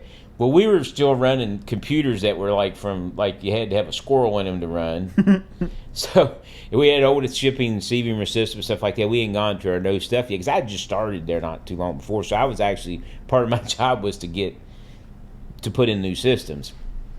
Even though I was a controller, I also did IT. So we have to fill out all these forms and then, all of a sudden, and so what we looked at, I had a really sharp guy working for me, Tucker, and we figured out that, our PCs were so old that, they would lock up when you hit 2000. But when ours were so old, when they built them, they only put the last 2 digits in them, right? So all we did was we just like about a month before Y2K happened, we just took because we didn't use them for anything, we took the dates and ran them back to 19,001. Right? So we had 99 years before 2000 again. We did that like 2 months on a weekend. We just went in there, spent about 20 minutes, ran everything back to 19,001. Everything worked. We just left it. That's fucking confident. So you just run the computer back. So I'm saying, we just ran the computer back. We just changed the log, the start date on it to, because you could go in and click and change shit back. So we went and changed shit back to 1901. I'm like, well, hell, this computer, we're going to change computers out of, and at least we were already working towards going to stuff that was Y2K compliant. So I'm like, fuck it, just start it back to 1901. We ain't going to keep it another. I said, if that some bitch is running 100 years from now, then that's a hell of a piece of computer, right? We were sitting there, we were all else's issue. We're just laughing about it, right? So then I get on this call with the, and it's like me, just a low level, controller, and I want to call it to all these VPs and stuff from Ford, right? And they're starting to pry. They're like, oh, how do you know it's going to be? I said, guys, I said, my computers are fine. I said, I'm already running. I said, when January 1st gets here, I said, won't mean anything to me. I said, I'm going to shut my computers down on December the 29th, and I'm going to bring them back up on January the 2nd. I said, that way, if anything happens to any of the other, like the electrical or anything, we're good. And then this woman starts going, well, what are you going to do if the electric goes out? What are you going to do with this? And it was like, and we were down for the whole first week of the year because everybody was so paranoid about it, they shut the plants down for like a week. Well, we weren't coming up till the 7th, and I'm like, look, I said, what happens if something does happen? I said, I got 7 days. I said, we'll get it back up. She goes, well, you know what's going to happen with electric and this and that. And I said, look, no, 2 things. I said, number one, I said, if the electric's out, I'm not going to be here anyway because I said, I'm going to be held up at the house with some guns keeping people out of my house from robbing me. And I said, number two, well, what if you can't get the computers back up by January 7th?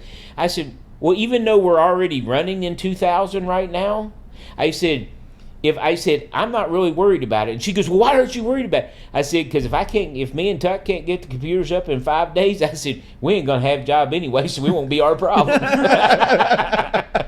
And crickets chirped. Well, that meeting's over with. Click. Guess we're good. Yeah, I said, we won't care anyway. Because we won't have a job. So, yeah, it was funny.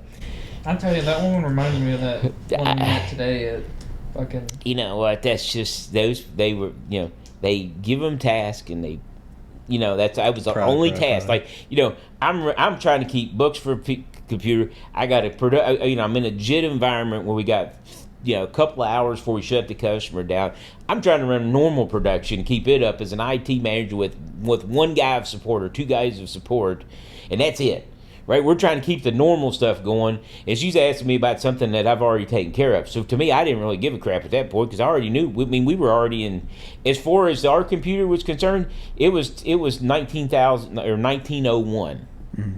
I had 98 more years before I had to worry about it on that computer, and I knew we were going to put in new server stuff anyway because we were starting to put fiber backbone stuff in. So, yeah, but it was pretty funny. Yeah, crickets chirped after that one. That woman you're talking about reminds me of the one we met today at the pizza joint. Yeah, Clueless. Clueless. Yeah, we came up on the spot. This woman happens to hear this podcast. Fuck you. But we came upon this parking lot, and it's like a one lane parking lot. And let's put it this way: it's June the 15th. If you were at the Post bar down in downtown Louisville at about 6:30, and there's a gray F-150 in front of you, fuck you. Fuck off. Yeah, you can finish, Ben. But she was trying to pull up behind us, and there's these 2 cars that was blocking that, and we were both like, I don't know if we're gonna fit through there, Chief. And we were both standing there looking at like, I wonder what we should do about this. And then I look behind us and I'm like, oh fuck, there's a woman trying to get out, and she's just fucking sitting there like a fucking slug. And I'm in reverse. Yeah, and we're actively backing up, and she is not fucking moving for nothing. And so I was like, well, I gotta go out and get this fucking pizza. And so I hop out and go over and be like, hey, we can't fit through there. you should probably back up so we can go somewhere. And she's like, no, I'm pretty sure you can fit through there. I saw an F-150 go through there, and I was like, oh, okay, because you drive an F-150 and know what big a fucking F-150 is. I was like, even if that was a Raptor, it fucking wouldn't fit, dummy. And so I was like, alright, I'll go tell my dad that if he should go on and try it, and then I'm gonna go and get this fucking pizza. And so I was like, hey Dad, she said you should fucking try it. I'm gonna go get the pizza now. And I just fucking walked off, and I was like, just left her to her own devices, the dummy she is. And I was like, alright, bye.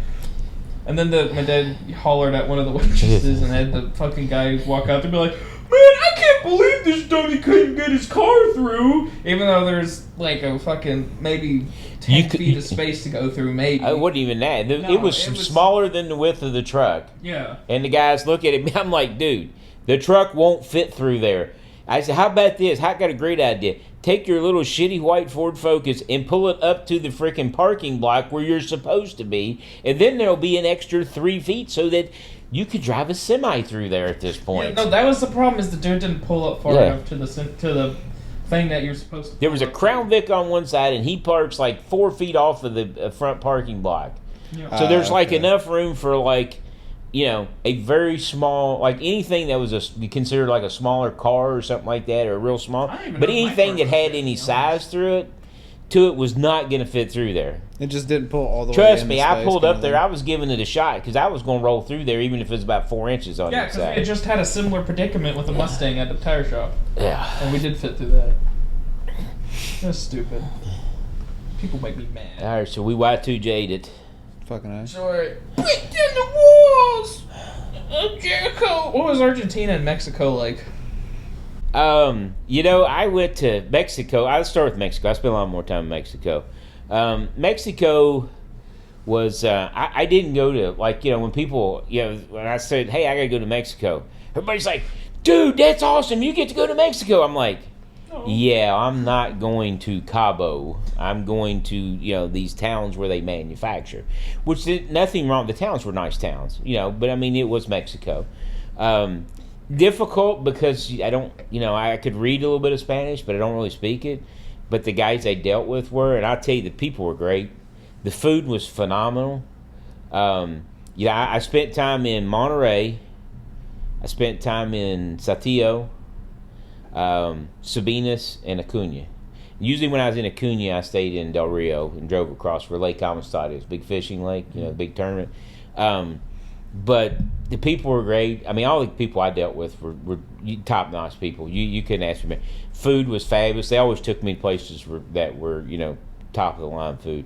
Salt, you can't get, authentic Mexican food out of this world. I got a couple guys, that work for me now, Augustine and Miguel, and we talk about it all the time. I'm like, man, you just can't get good Mexican food in the States. And, like, I tell you, that I've got some salsa at Poppy's last weekend. Oh, it's probably the closest I've had. It's authentic. But I tell you, it's hard to get good Mexican food. But I enjoyed my time there. Mexico's kind of unique because, you have the resort areas, you have the smaller areas. And I actually went down to Mexico City and went outside of Mexico City to a small town. Mexico City? Yeah, to a small town. Mexico City was rough. The pollution like the plane, just burnt your eyes. It's really bad. Highest in the world. Yeah, it's bad. Yeah, and it's not. It's just that it is what it is. It just, you get off in the plane and your eyes just burn. And the airport is so big that you deboard the plane onto. They have a truck with a little that looks like with a subway car on it, backs up to the plane, and you board onto that, and then they take you to the terminal, and that's how you get back. They take you back and forth, so you don't actually pull the plane up to the. We didn't pull our plane. Did not pull up to the airport. We actually rode a bus across. It's kind of different. Then this was a long time. You're talking 30 years ago. But no, it was when I was there. But yeah, Sabinas. I had some great guys at Sabinas. I remember it was one day I was in Sabinas and there's a bunch of guys. We were sitting there and they're like. And when you go into Mexico, you have to stop at the border. Besides stopping at the border and showing your passport, but going to Mexico, because I would get a 30-day work visa. It was like, I don't know, $15 or something like that. But you had to go in and get it, and they'd stamp it. You had to have it with you. Because if you didn't have it with you and you went to, and you were at the company and they came and checked, then, it was like our INS, right? Or IMS, whatever you call it. You get fined, you could get put in jail, they could fine the company that you're at. I mean, you don't know what was going to happen, right? So it's one morning, I've been there like 2 hours. I'd stayed the night before in the hotel. And sitting there and all of a sudden, and then here comes Renee. Renee runs here. Brian. So what? He goes, the government's here. He says, the immigration's here. I'm like, okay, hold on. So here I am. I'm like, shit. I'm rifling through all my stuff trying to find this little white piece of paper that they'd stamped, right? So I come walking out, and I got my passport, and I got my little white piece of paper, and then here's all these guys standing there, and they're like, "Nah, we're just messing with you. We were just going to tell you they were here to make you an honorary Mexican citizen because you've been here so many times." I love this guy. Those guys were a lot of fun. They were great guys. I mean, I worked in Acuna one time. We were launching, and I was on my way home, and I was in Brackenville, Texas, and Bissell and Cosby says, "Where you at?" I said, "Brackenville, Texas." He said, "Turn around. We're flying airplanes. I need you to go back to Acuna and try to get us out of airplanes. We're flying 4 a day." I just left Acuna like an hour earlier. That was like an hour away. So I turned around, and that began me. I stopped at the hotel, checked back in. The lady was like, "Well, you've been gone a long time. What has it been, 10 minutes?" I said, "Well, about 30, right?" Armando picks me up, takes me across, and I would go into Acuna at 5 o'clock in the morning, and I'd get back to the hotel at 3 o'clock. In the 10 minutes before we stopped at Whataburger every time we crossed, because it was 3 o'clock in the morning. We were freaking starving, and I'd go sleep for an hour. Me and he would go back to his house because he lived in Del Rio.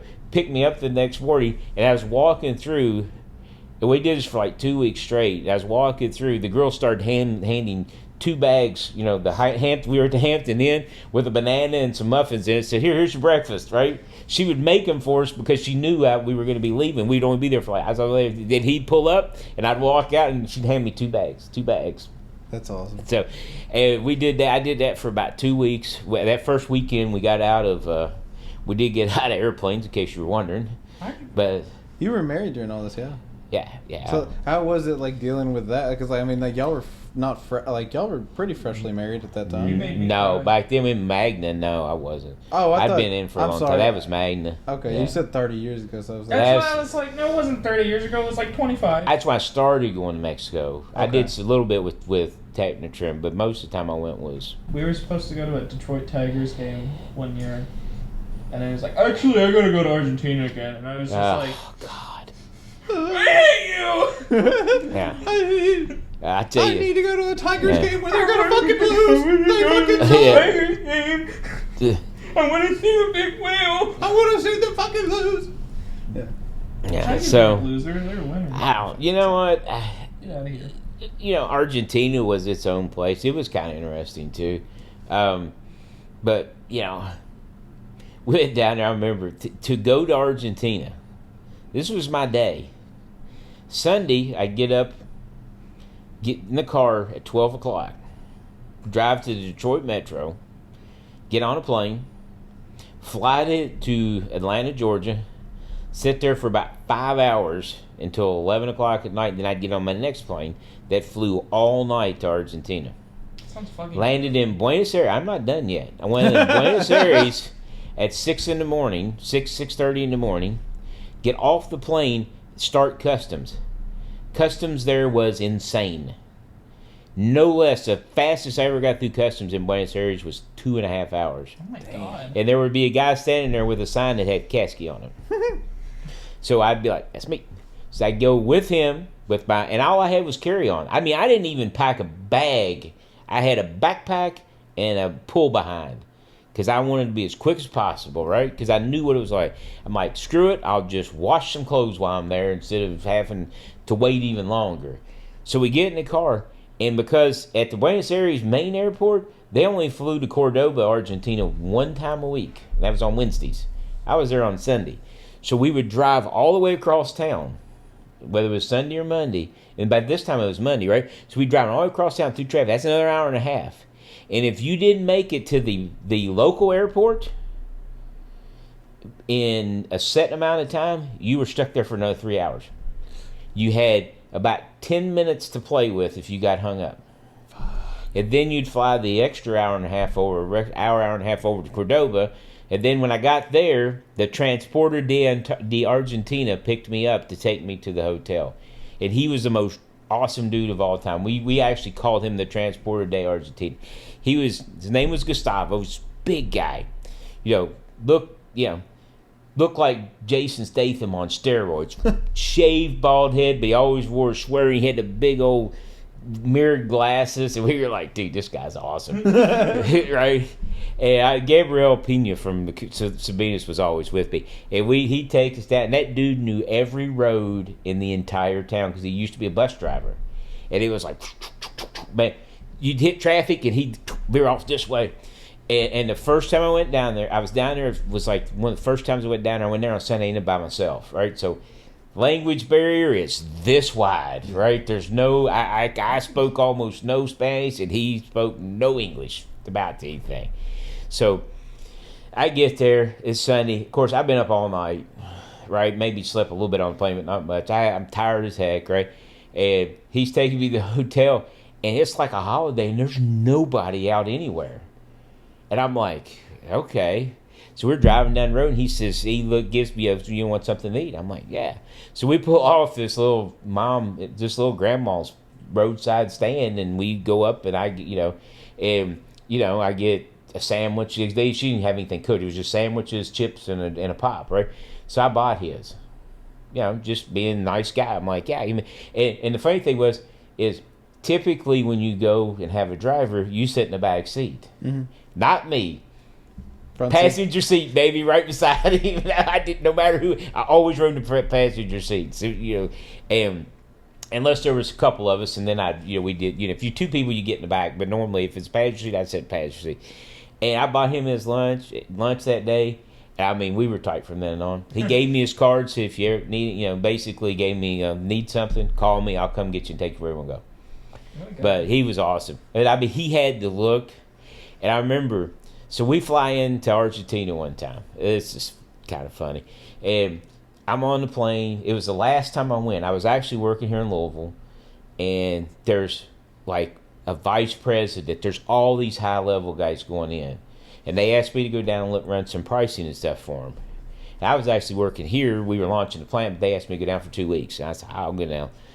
Not like I had a choice. I'd flown to Michigan to turn around to find out that I had to turn around and fly back. So I flew from Louisville to Michigan, and the very next morning I flew back to Atlanta. I'm like, why in the hell didn't you just let me go to Atlanta? Well, we were going to have a meeting. I'm like, yeah, but I could have had the meeting on the phone and just flew straight to Atlanta and actually had an extra night at home.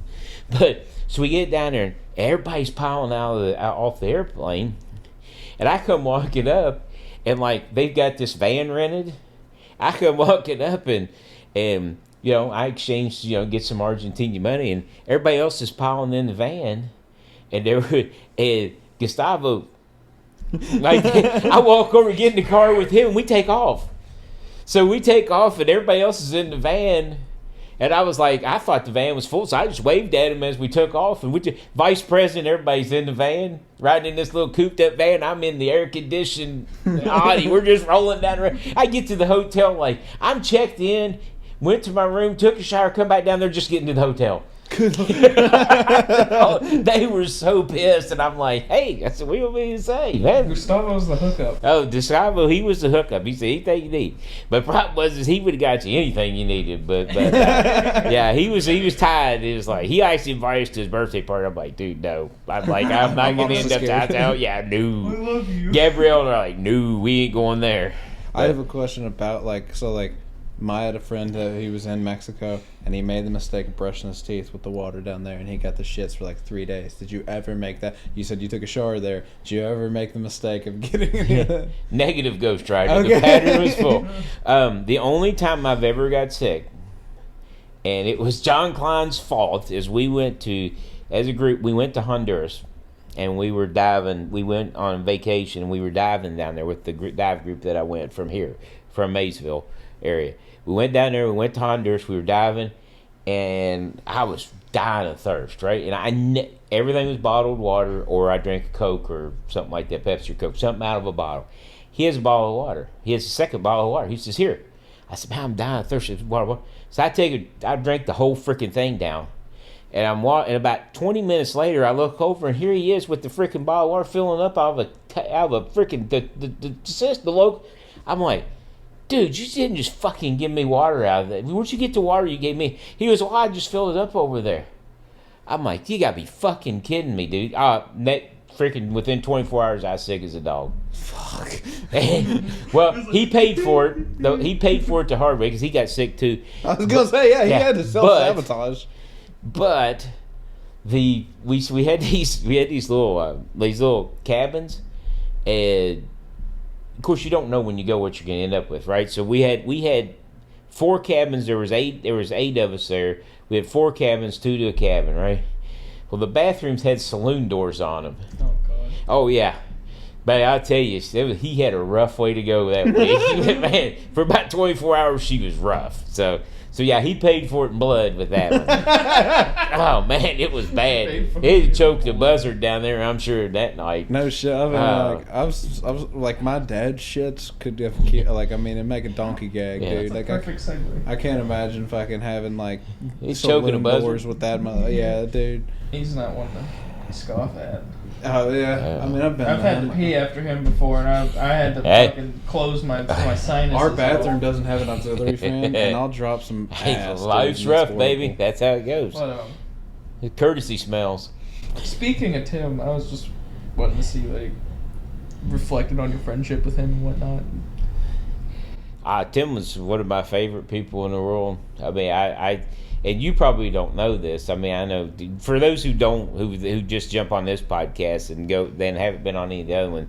Tim is Dylan's that's dad. My dad. So, I met Tim through Dylan and Ben, of course, but there's nobody funnier than Tim. We had some of the best times ever. We had some of the best times ever. But you probably don't know this, and maybe you do. But when you guys were high school, first started college and stuff, up until he passed, do you realize that out of a 7-day week, 6 to 7 days, I talked to your dad on the phone for at least 30 to 40 minutes every day? That's awesome. Normally I would be when I left work from Magna over in Shepherdsville, I would call Tim. And Tim and I would talk from the time I got out until I got home. Every day. I was there for some of it. Every day. Non-stop. He'd be driving from Detroit, we'd talk. No matter where he was at in the world, me and him talked every day almost. Yeah. Just sometimes it was just horse shit, sometimes it was funny. Of course, we'd go places, stuff like that. And I tell you, it is Father's Day, so I gotta tell you the Father's Day story. And I know you guys have heard it, but you can't have. I cannot have a Father's Day. It just clicked. I cannot have live Father's Day without the Father's Day with Tim. So let me give you the background. I don't know if do we got enough time for it, Dylan? Or as much time as you want, brother. Okay, this is one of my. If you take my top 3 Father's Days ever, the first ones are tied, and that's with my first ones with kids, right? Ben's first one, Lex's first, right? That's your first one, but then the number I guess 3 or 2 or whatever you would call it was Bishop Doulahan football camp with Tim. That's the greatest Father's Day as far as true family, right? Kid Father's Day. So you got to do a little setup here. So these boys were in football together, and sophomore year, Tim goes, Bishop Doulahan, offensive lineman camp. The boys go. They're going to be badass when they come back. I'm like, oh yeah. I'm like, we're all in, baby. We're going. Greencastle, Indiana. I go to my boss. I'm like, Steve. He said, what? I said, I got to have Friday off. He says, all right, what's going on? I said, Bishop Doulahan offensive lineman camp. And Steve, Benner's going to lineman camp. I said, yeah, Benner's going to lineman. He always called you Benner. What? Alderson always called. It was always Benner. You were never Ben for Alderson. You were Benner. Yeah. Benner's going to buy lineman camp. I said, Benner's going to lineman camp. He says, well, hell, you got to go. I said, I know I'm going. So we get up. So the whole theory was, we wanted to go up the night before. It started on Saturday, I think, or something like that. Or maybe it started, whatever day it started, we went the night before. Because we wanted to make sure the kids were fresh when they got there. So we were going to stay all night. So we go up there, and I'm not going to go. We passed through some nice Amish villages, but that's a story for Ben with his Amish and horse thing. What happened that time? Your Amish and horses? That's Are you talking about? Yes, when you were freaking out because we were driving by Amish wagons up through there. No, I got a different. But thing. So that's yours. So, good Lord, cat. So we decide we're gonna go up there and take the boys up. We get there the day early, drop them off. Everything's good. Didn't realize at the time it's Father's Day weekend, so. Back Tim and I go, we're headed back. I mean, this is what, a 4-hour drive, guys? Probably 4 or 5 hour drive. It was a haul. So we're on our way back. First thing, Tim and I are like, let's get something to eat. So we stop at this place, and we stop at this barbecue restaurant. I got a picture. You've seen it of Tim pointing at the barbecue restaurant sign out in front of it, which was pretty damn funny. We get in, we eat barbecue, and they said, do you want any dessert? And they had banana pudding, and Tim... literally reaches over and says, hold on a second. He says, bring me one. And pumps up his diabetes thing, just insulin, just so he can have the banana pudding. Which is just a riot to me at that point, because that's just how Tim was. And I just laughed all the way through. And then we come back, and we get back. So Sunday morning, we got to come get him, and it's Father's Day. And I get in the truck. We're going to leave early. So I get in the truck, and I'm like, okay. We're gonna run over to, run up and get him. I'm Tim. I'll come pick you up because it's on the way. So I'm calling Tim. I'm like, all right, I'm gonna call him. So I called Tim. I've been up, had a shower, in the truck. I'm like, Tim, are you up? Oh, dude, yeah. I said, I'm on my way. I'll be there in a little bit. All right, door will be unlocked. Just come on in. I'm gonna take a shower real quick. All right. So Tim, I go pick Tim up. And it's at this time, it's probably about 8 o'clock in the morning or so. I think y'all got out around noon. Yeah, something like that. Somewhere around there. You had to pick you up or something. So it's probably somewhere between 7 and 8 o'clock. So we're headed over towards Brandenburg. And Brandenburg's a little small town, not too far from E-Town. And we're heading over to Brandenburg. And, of course, early in the morning, I haven't had breakfast. He hadn't had breakfast. I just figured we'd stop and get something. I said, hey, dude. I said, Dairy Queen, good with it? He goes, oh, yeah. He said, sounds good. So we get and drive through, and it's Sunday morning, so we're about 6 cars deep, and we're slowly working our way through the line. Tim, as always, is he's either on Facebook Marketplace or some other junk marketplace site, and he's in Facebook. He rotated through them all, and he's sitting there just hard as he can go. He looks like a 12-year-old on his phone.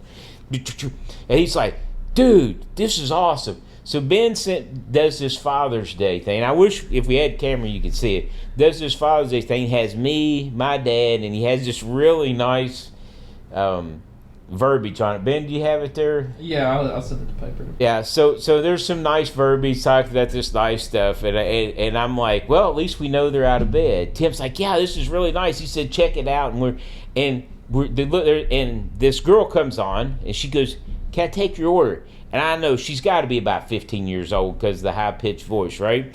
And I'm like, Tim, what do you want? He goes, I don't just get me anything. It's whatever you're getting. I said, all right. And he's like, isn't that cool? He's sitting there talking about it. And then all of a sudden, and she's like, and I'm like, yeah, I'd like, give me 2 number 3. What the fuck, Dylan? Look at this fucking shit. So, Ben posts this picture of me on one side, my dad on the other side. For Dylan takes and puts a picture, and you got to understand. I guess if nobody here has seen a picture of Tim, so let me describe Tim, and then you will get the whole story. I kind of probably should have led with that. So Tim is short, not too short, probably my height. He was 5'8". He was 5'8", so he's about 3 inches shorter than me. And kind of heavy set, and his nationality, he's half Korean, half native, half white, he's 3 quarter white, and a third, baby. That's what it is. So he was Korean. That's 3 quarters. Half Korean, quarter white, quarter I native. think you mean thirds. And, I don't know. So we're having a little problem here with math, but either that's way, okay. That's Bethlehem math. You're Asian. What the fuck? He was half Korean. Yeah. No, I'm talking about you now. Quarter native, quarter white. Yeah. And then, So anyway, so if you really looked at, if anybody's ever seen Goldfinger, he was Odd Job from Goldfinger. He kind of looked like if you put him in the hat and stuff. So Dylan posts this picture, and I can't be too PC because you have to understand Tim's mentality here. After he's just yelled at me with the 15-year-old girl in my ear, what the fuck, Dylan? And Dylan takes the picture, and back then Entourage was new, was the hot show on, and Ari's assistant was my dad pretty close loved to Entourage, and he had a gay Korean assistant. Yes. And I knew my dad loved Entourage. But did not put two and two that he was posting a picture of a gay Korean as his dad for Father's Day. So at this point, Tim is cussing to make the dad from A Christmas Story blush. What the fuck? What the fuck is he thinking? I mean, it's just constant, right? So I'm pulling up to the drive-thru. Here's this 15-year-old girl whose face is just red as a beet, and Tim has still not even slowed down.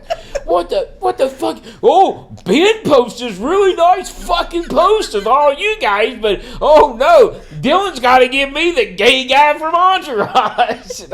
And I mean, I'm just freaking in tears at this point. And I mean, he is so pissed. So this poor girl, I felt bad for her because she had got a full education of every four-letter word in the entire language. I think at one point he may have actually called Dylan a milk cow. I'm not for sure, but there wasn't much he didn't call Dylan. I think I remember that. So we were pinning backed up. And we got him on the phone, and we got him on speakerphone, and he's just rattling. God damn it, Dylan, what the fuck? Take that fucking shit down. What the fuck? and Dylan wouldn't take it down. Tim's cussing him for so we finally get out of the drive-thru at Dairy Queen, and for the next 4 hours, I've got to hear Tim cuss Dylan about leaving that picture up, and Dylan refused to take it down, and he's like, what the, I'm going to fucking kill him when I get up there. You better... He says, oh, Ben's out here. Oh, your dad's just great. I've got the greatest dads in the world. He goes, I'm the gay guy from Entourage. I mean, I was freaking... To this day, I don't know that I've ever laughed much harder than that, but my God, it was funny. That is probably my favorite Father's Day story in the world, and I gotta thank Dylan for it, because if he wouldn't have dropped the gay guy from Entourage on Tim, I would have never... But I'll tell you, you cannot... He was so pissed that Tim was... And I mean, like I say, we pull up, and there's this 15-year-old girl. I'm thinking, okay, Tim's gonna be quiet. Oh, no. He's just cussing right at the top of his lungs. Once he got there, he was there for the entire trip up there. If you didn't, oh my God, it was funny. Once he got on 10, he was on fucking 10. Were you ever present for any of his fucking road rage incidents? No, you guys had the road rage. I right. I didn't have any road rage. Fun story with my dad. Yeah, first time Ben ever came over to my house. My dad. We're on Dixie Highway, and so it's like kind of it's a 2-lane road. It's kind of tight, and while we're going down, a bunch of these little little Fast and Furious Asian cars go by, sounding like lawnmowers. All right, and my dad hated them. I don't know why he took everything so fucking personally. If it wasn't a diesel, it wasn't good. Yeah, diesel if it wasn't diesel, he said, go fuck yourself. And he fucking hated them. And they basically were weaving through traffic, cut him off at one point in the truck. And so he took that very personally. And so he got in the emergency lane and drove beside these guys the whole fucking way with him, his girlfriend, and me and Ben in the back, and we were all of 15. No, dude, I think I was in the front seat. Maybe so. Yeah, because she was in the back with me. Holy shit! All right, so his girlfriend's in the back seat with me. Ben's in the front seat because I was tall. Yeah, and fucking. All right, so like he's driving beside these cars, fucking freaking out, pissed off to the max, screaming at these people. And I said, "Please God, don't let it fucking go to a red light." And we were rolling up on this light, and of course, motherfucker goes red.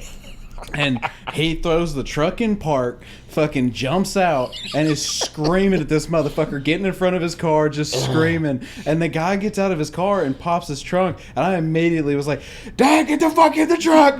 Get the fuck in the truck!" Like, yeah, and it's like, just see it, like, because I mean, I know what pop the trunk means. And like, he comes back to the truck, and thank God he took his gun out to clean it. And there was no gun, and that other guy grabbed his shotgun, and he pulls it on my dad, and my dad is a fucking 5'8" rage machine. And the guy pulled the gun on my dad and is sitting there pointing at him. He's like, "Fucking do it! You do it, you pussy!" And the guy can't. You hear like clicks. It clicks, and it's the guy. He didn't on a shotgun to load your first shell. You have to click a release. Yeah. The guy didn't realize that, and my dad hears it. And he goes, "Oh, do you want me to teach you how to fucking load it? Give me the fucking gun!" It's going off the whole fucking time. And thank God the guy's girlfriend fucking got out, pushed him back in, and like just fucking pushed him back in the car, and everything came to an end. But it was so, and during all of that, my phone was on the Bluetooth speakers over and out of all songs to come on, it was on shuffle. "Burn Motherfucker" by Five Finger Death Punch happened to come on in the middle of this fucking rage. So in the middle of it all, he's got a fucking soundtrack going for him. And it was his favorite fucking song to rage to. Oh my fuck, it was just so cosmically unfucking silly. It was so bad. You're saying that like Ben's never gonna come over again. I was so Ben's gonna fucking. I mean, he's seen the craziest fucking shit. Like, how crazy my family is. Like, that's my dad. My mom got us stripped of our fucking middle school basketball jerseys because we were in a summer league, and a lady walked up to her, and she was pregnant at the time, and the lady got too close, and my mom just throat punched her with no questions asked. Like, that's the family I come from. Like, these two people are fucking rage monsters. Yeah. So yeah, I don't know, my sense of humor is a little off, so I thought, like, Father's Day, good idea, let me be funny and put this fucking picture of this show that he loves, put the gay guy from Entourage. Didn't think about it, oh yeah, it's the gay guy from Entourage. Just thought about, oh, it's the Korean guy. Thought it was a funny Korean joke, and all he could stay on was, oh, you gotta get that guy? There's other fucking Koreans. There's the guy from Goldfinger, you fucking idiot. Like, yeah. Oh, it was a freaking riot, man. Great. That was so fun. Him cussing Dylan. You know what? It made it better. Dairy Queen drive through with the 15-year-old girl. Her face is ready to be, and Tim is just, "That motherfucker, I'm going to kill that little fucker when I get up there." We stopped at like a pizza place too on Indiana University's, Indiana University's campus. That was delicious. Sick. That was good. But he wouldn't the whole time. He did calm down when we got him food. Yeah, thank God we got him food, and he calmed down a little bit. But he still, any chance he got to bring it back up, and that little rage would come back, and that little rage would come. He's just, "You fucking idiot! Gosh damn it!" My favorite one is when he made us miss the beginning of Louder the Life because he had to take a fucking 30-minute shit at Walgreens. Oh, so fucking bad, dude. He was like, "I gotta shit real quick." Someone was like, "Tim, you better fucking hurry up because I want to see that first fan." It was Greta Van Fleet. Yeah, we were trying to see. They were brand new at the time. That's funny. That was when they were first fucking starting, and Tim was like, "I gotta poop." I can't shit in the porta potty, guys. I was like, they start at fucking 1:30, Tim. We gotta be there at 1:30. Fucking 2 o'clock rolls around. The fucking Walgreens parking lot waiting for Tim to get done shitting. We get there, we're at like the very last end of the song. Yeah, the for their end of the last. So it was like, "We made it, boys." And they're like, "All right, it's time for Gojira." And I'm like, "Fuck!" Fuck me, dude. Oh, yeah. That.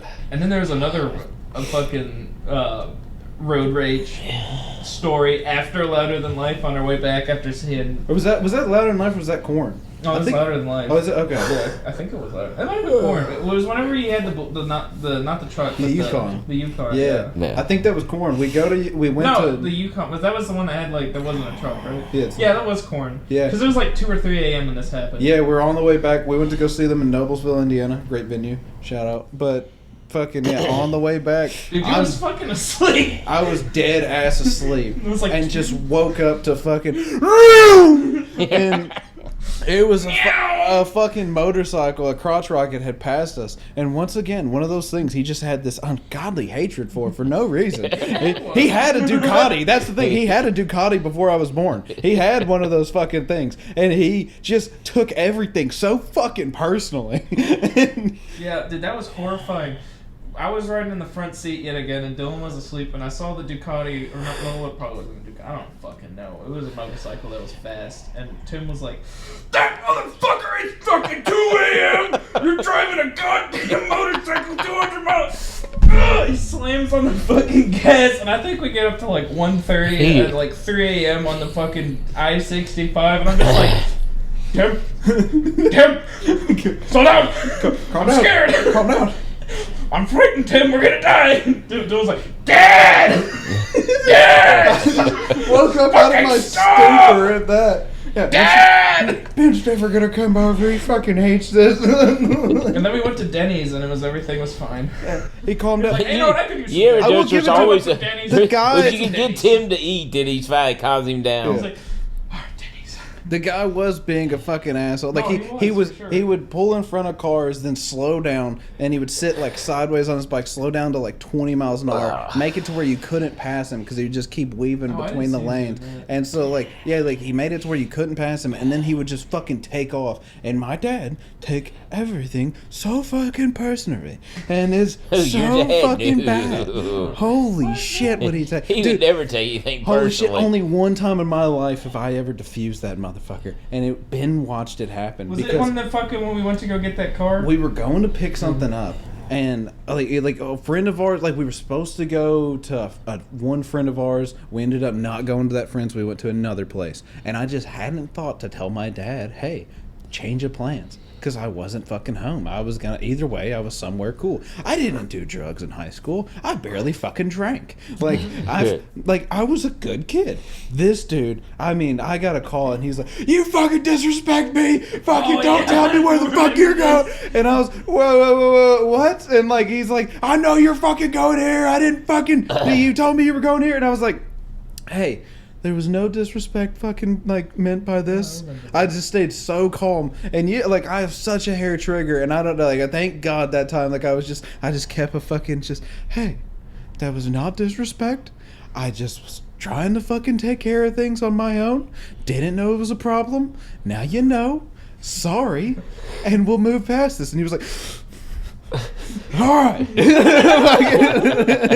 Alright. I'm okay. That happened one other time. Fucking he asked me if I took out the trash in my room, and I had taken out one trash and not the other. And as I was walking out, he mentioned that other one, and I was like, "Yeah, sure, I took it out." And I was just gonna get it later because I was like, "Fuck, I'm already down the stairs." And he goes in my room. I hear him stomping off, and I was like, "Ah, fuck, that's where he's going." So I just go, put the trash in the garbage can, come back in. He's like, "You fucking lied to me," and I go, and I was like, "Yeah." He goes. He wasn't ready for the straight answer. He wasn't. He was not ready for that. I just handed him my phone. He took it and I just fucking went and sat down and was like, "All right, well, come eat dinner." And that was the fucking only time I just diffused that bomb. Fucking confused. I didn't know what to do. I realized, like, if you just fucking straight up just tell people, "Yeah, I fucking lied," usually it ends up bad. Yeah. So you admit? Yeah, all right. You understand? I did it in high school too. Whenever we had a guy, he threw a water. He asked me for my water bottle. A guy in our class asked me for a water bottle. He fucking takes it from me, throws it against the backboard of our fucking high school basketball goal, and it just splattered fucking everywhere. And I was like, what the fuck? And then the bell rang right then, so everybody just dashed. And like, I was like, oh shit. And including the guy that threw it. And I was like, what the fuck was that? Like, and nobody was going to clean it up. I didn't feel like dealing with it, so I was like, fuck it, whatever. And I just went to our gym teacher and was like, yo, I dropped my water bottle. I need a towel. And so I get a couple towels, clean it up, and then he like comes in there, and he comes in there, sees me cleaning it up. He's like, all right, cool, whatever. And then I go to class and come back, and then like in the middle of my next class, he just comes in there and like pulls me out, and he's like, gets in my face, and he's like a 5'6", just straight mustache looking pedophile motherfucker. But I just don't dig mustaches only. But he just gets in my face and is like, did you lie to me? Yes. And then he just immediately did the same thing and just fucking. And then it just walked away, and I was like, I took care of the issue, and he was, and it just fucking walked away, and nothing happened. Yeah, and once again, nothing happened. We ran some more in gym that week, but I mean, we had fucking gym class anyway. Who gave a shit? I was in shape, so it wasn't my issue. Yeah. Like, I don't know. I had a different teacher, so I didn't give a fuck. Yeah. Fuck. Yeah, you had the easy teacher. Fuck. Yeah, the fun one. We just watched movies the whole day. Do you remember? Dylan, you missed this. I don't know where you were at, but you missed the Rousey fight when Rousey first came back. He was there, wasn't he? No, he wasn't there. At Hooters? I don't know. No, That was the only Rousey fight Keith came over. Okay, no. And You Tim. weren't there, were you? And Ben and Tim invited us over to watch the Rousey. It was I can't remember. It was Rousey versus Amanda Nunes, I think. Yes, yeah. So we come over there, and Keith comes over as the next door neighbor. It was just funny as heck anyway. So Ben and I have absolutely no skin in the game on this fight. We watch all this UFC, but we're sitting there just eating. Because we all got some food. I don't remember what. We were just eating, and just Ben and I were just kind of there, right? Watching the fight because Tim invited us over. And so it gets time for the Rousey fight. And here's him and Keith. Would you fucking look at her? She's got the eye of the tiger, baby. She's gonna been like this since before she got the shit look kicked how out of her good the she first looks, time. man. She is fired up. Look at that. She is toned. She's ready. Look at her. Look at her eye, man. She's gonna. They're both just. She's gonna kill her. She's gonna. 45 seconds into the fight, she's tapped out, and Ben and her, and they're just like crickets chirping. Like Keith's like, I'm going home. It's like, what just happened? And Ben and I are looking at this like, well, I guess she didn't win. And him and Tim are just like, they had nothing, speechless. But they were, they were screaming, look at her. I mean, she's coming down. They're playing. And would you look how toned she is? She's got the eye of the tiger. She's gonna whip her ass. Watch this. And it was like, boom, gone, tapped out. We were like, Ben and I were like smiling, and they're like, crickets. It's like the scene where Jimmy King gets fucking beat by Diamond Dallas Page. That's exactly yes. Fuck yeah, Somebody else has got that fucking reference. Ready to Rumble is a great fucking movie. It is so fucking good. Fuck you if you don't like that movie. That's a great movie. That's a great. I got dirt in my eye. Fucking allergies. Allergies. Me too. Fucking allergies, man. Oh, fuck. Dude. Oh, that's funny. No, I think Ready to Rumble and It's a class. And getting a fucking piss knocked out of her by a lesbian is the best way to end off Father's Day. All right. Very well. All right, guys, I appreciate it. No more. Could you answer? I can get all your questions fucking- off your I've phones actually and got shit. like 5 more probably. All right. we can have another one. That's fine. Whatever, man. I enjoyed it. It's fun. We've been here for like I tell you, it was a lot of fun reminiscing about Tim and Father's Day and stuff like that. I mean, we had a good 7-8 year run there where it was a good time. Fucking A. Still is a good time, but it's just not as good. Just got to have memory of him. Yeah. Amen. All right, boys. And you know what? He's up there smiling down. I could hear him going, good Lord, those guys are funny. He goes, we did have a good time. I could hear him, good Lord, we did have a good time. You son of a bitch! You son of a bitch! I didn't even talk about when Bronson shit in my shoes.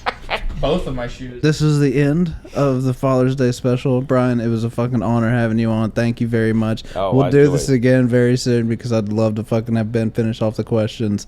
And fuck yeah, man. I love you. Thank you very much. It took fucking 8 hours to do. Yeah. Anyway, bye guys. I'm digressing. Yeah. It was fun. That was a good time, guys. I'm always up for it, swapping old stories and stuff like that. I mean, Dylan, you go over to the house, we hang out. All right, you don't got to talk for 40 minutes as an outro. Love you guys. I'll talk to you later.